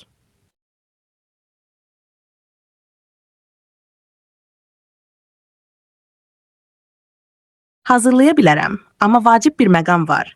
Əvvəlki hissələrdə mən başlıqları yenidən təkrarladım. Video üçün daha peşəkar görünməsi baxımından 3-cü hissəni əvvəlkilərin davamı kimi yazıram və yekununda tamamlayıram. Son dövr haqqında peyğəmbərliklər. Bibliyada son dövr haqqında müxtəlif mətnlər vardır. Bu mövzu xüsusilə Daniel kitabında, İsa Məsihin təlimlərində və Vəhiy kitabında daha geniş şəkildə təqdim edilir. Bu mətnləri oxuyarkən diqqətli olmaq lazımdır. Tarix boyu müxtəlif insanlar bu peyğəmbərlikləri öz dövrlərinə tətbiq etmiş, dəqiq tarixlər müəyyən etməyə çalışmış, lakin onların çoxu doğru çıxmamışdır. Bibliyanın əsas məqsədi insanlara gələcəyin bütün təfərrüatlarını açıqlamaq deyil. Əsas məqsəd insanları hər zaman mənəvi cəhətdən hazır olmağa çağırmaqdır. İsa Məsih şagirdlərinə ayıq olmağı, imanlı qalmağı və Allahın iradəsinə uyğun yaşamağı tövsiyə edirdi. O bildirirdi ki, gələcəklə bağlı maraq insanın bugünkü məsuliyyətini unutdurmamalıdır. Bu səbəbdən Bibliyada son dövr haqqında deyilənlər insanlarda qorxu deyil, məsuliyyət hissi yaratmalıdır. Vəhiy kitabı. Bibliyanın son kitabı Vəhiy kitabıdır. Bu kitab rəmzlərlə, görüntülərlə və simvolik ifadələrlə zəngindir. Burada xeyirlə şərin mübarizəsi, çətin dövrlər, Allahın ədaləti, ümid və son qələbə təsvir olunur. Vəhiy kitabını oxuyarkən nəzərə almaq lazımdır ki, onun dili adi tarixi mətn dili deyil. Burada çoxlu rəmzlərdən istifadə edilir. Buna görə də hər ifadəni sözbəsöz qəbul etmək həmişə doğru nəticə verməyə bilər. Kitabın əsas mövzusu budur ki, dünya nə qədər çətinliklərlə qarşılaşsa da, Allahın hakimiyyəti dəyişməz qalır. Şər əbədi olmayacaq. Ədalət qalib gələcək. Allah öz vədlərini yerinə yetirəcək. Bu fikir Vəhiy kitabının əvvəlindən sonuna qədər davam edən əsas xəttdir. Peyğəmbərliklərin yozulmasına ehtiyatla yanaşmaq. Bibliya insanları düşünməyə və araşdırmağa çağırır. Peyğəmbərlikləri oxuyarkən şəxsi fərziyyələri müqəddəs yazının yerinə qoymaq doğru olmaz.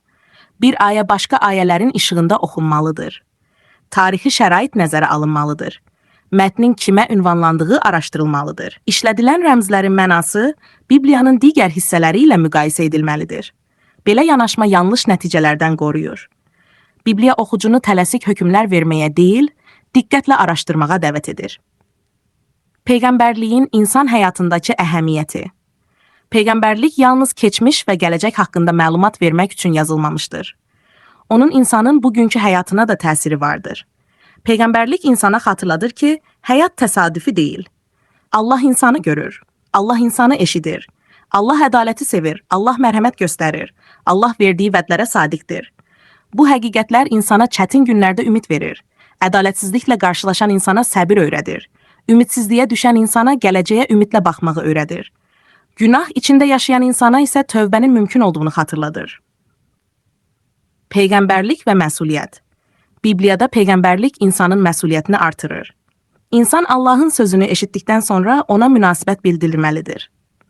Bu münasibət iman, itaət, tövbə və salih həyat şəklində özünü göstərə bilər.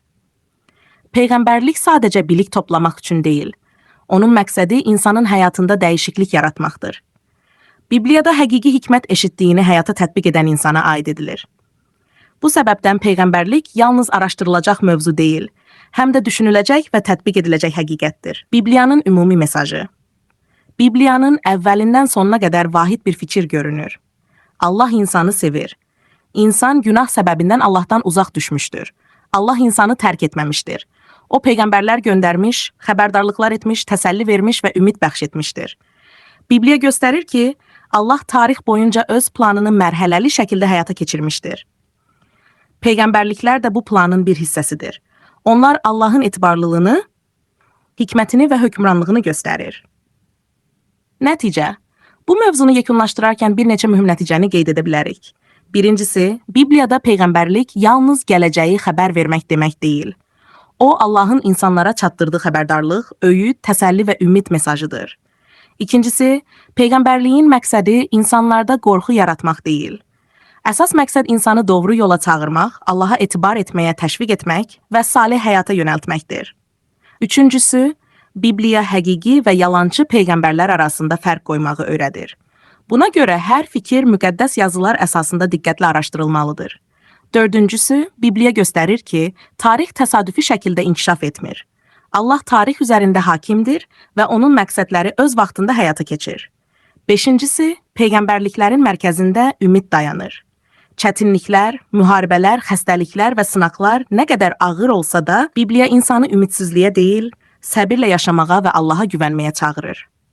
Sonda isə belə bir nəticəyə gəlmək olar ki, Bibliyada peyğəmbərlik keçmişi izah edən, bu günü dəyərləndirən və gələcəyə ümid verən ilahi bir mesaj kimi təqdim edilir.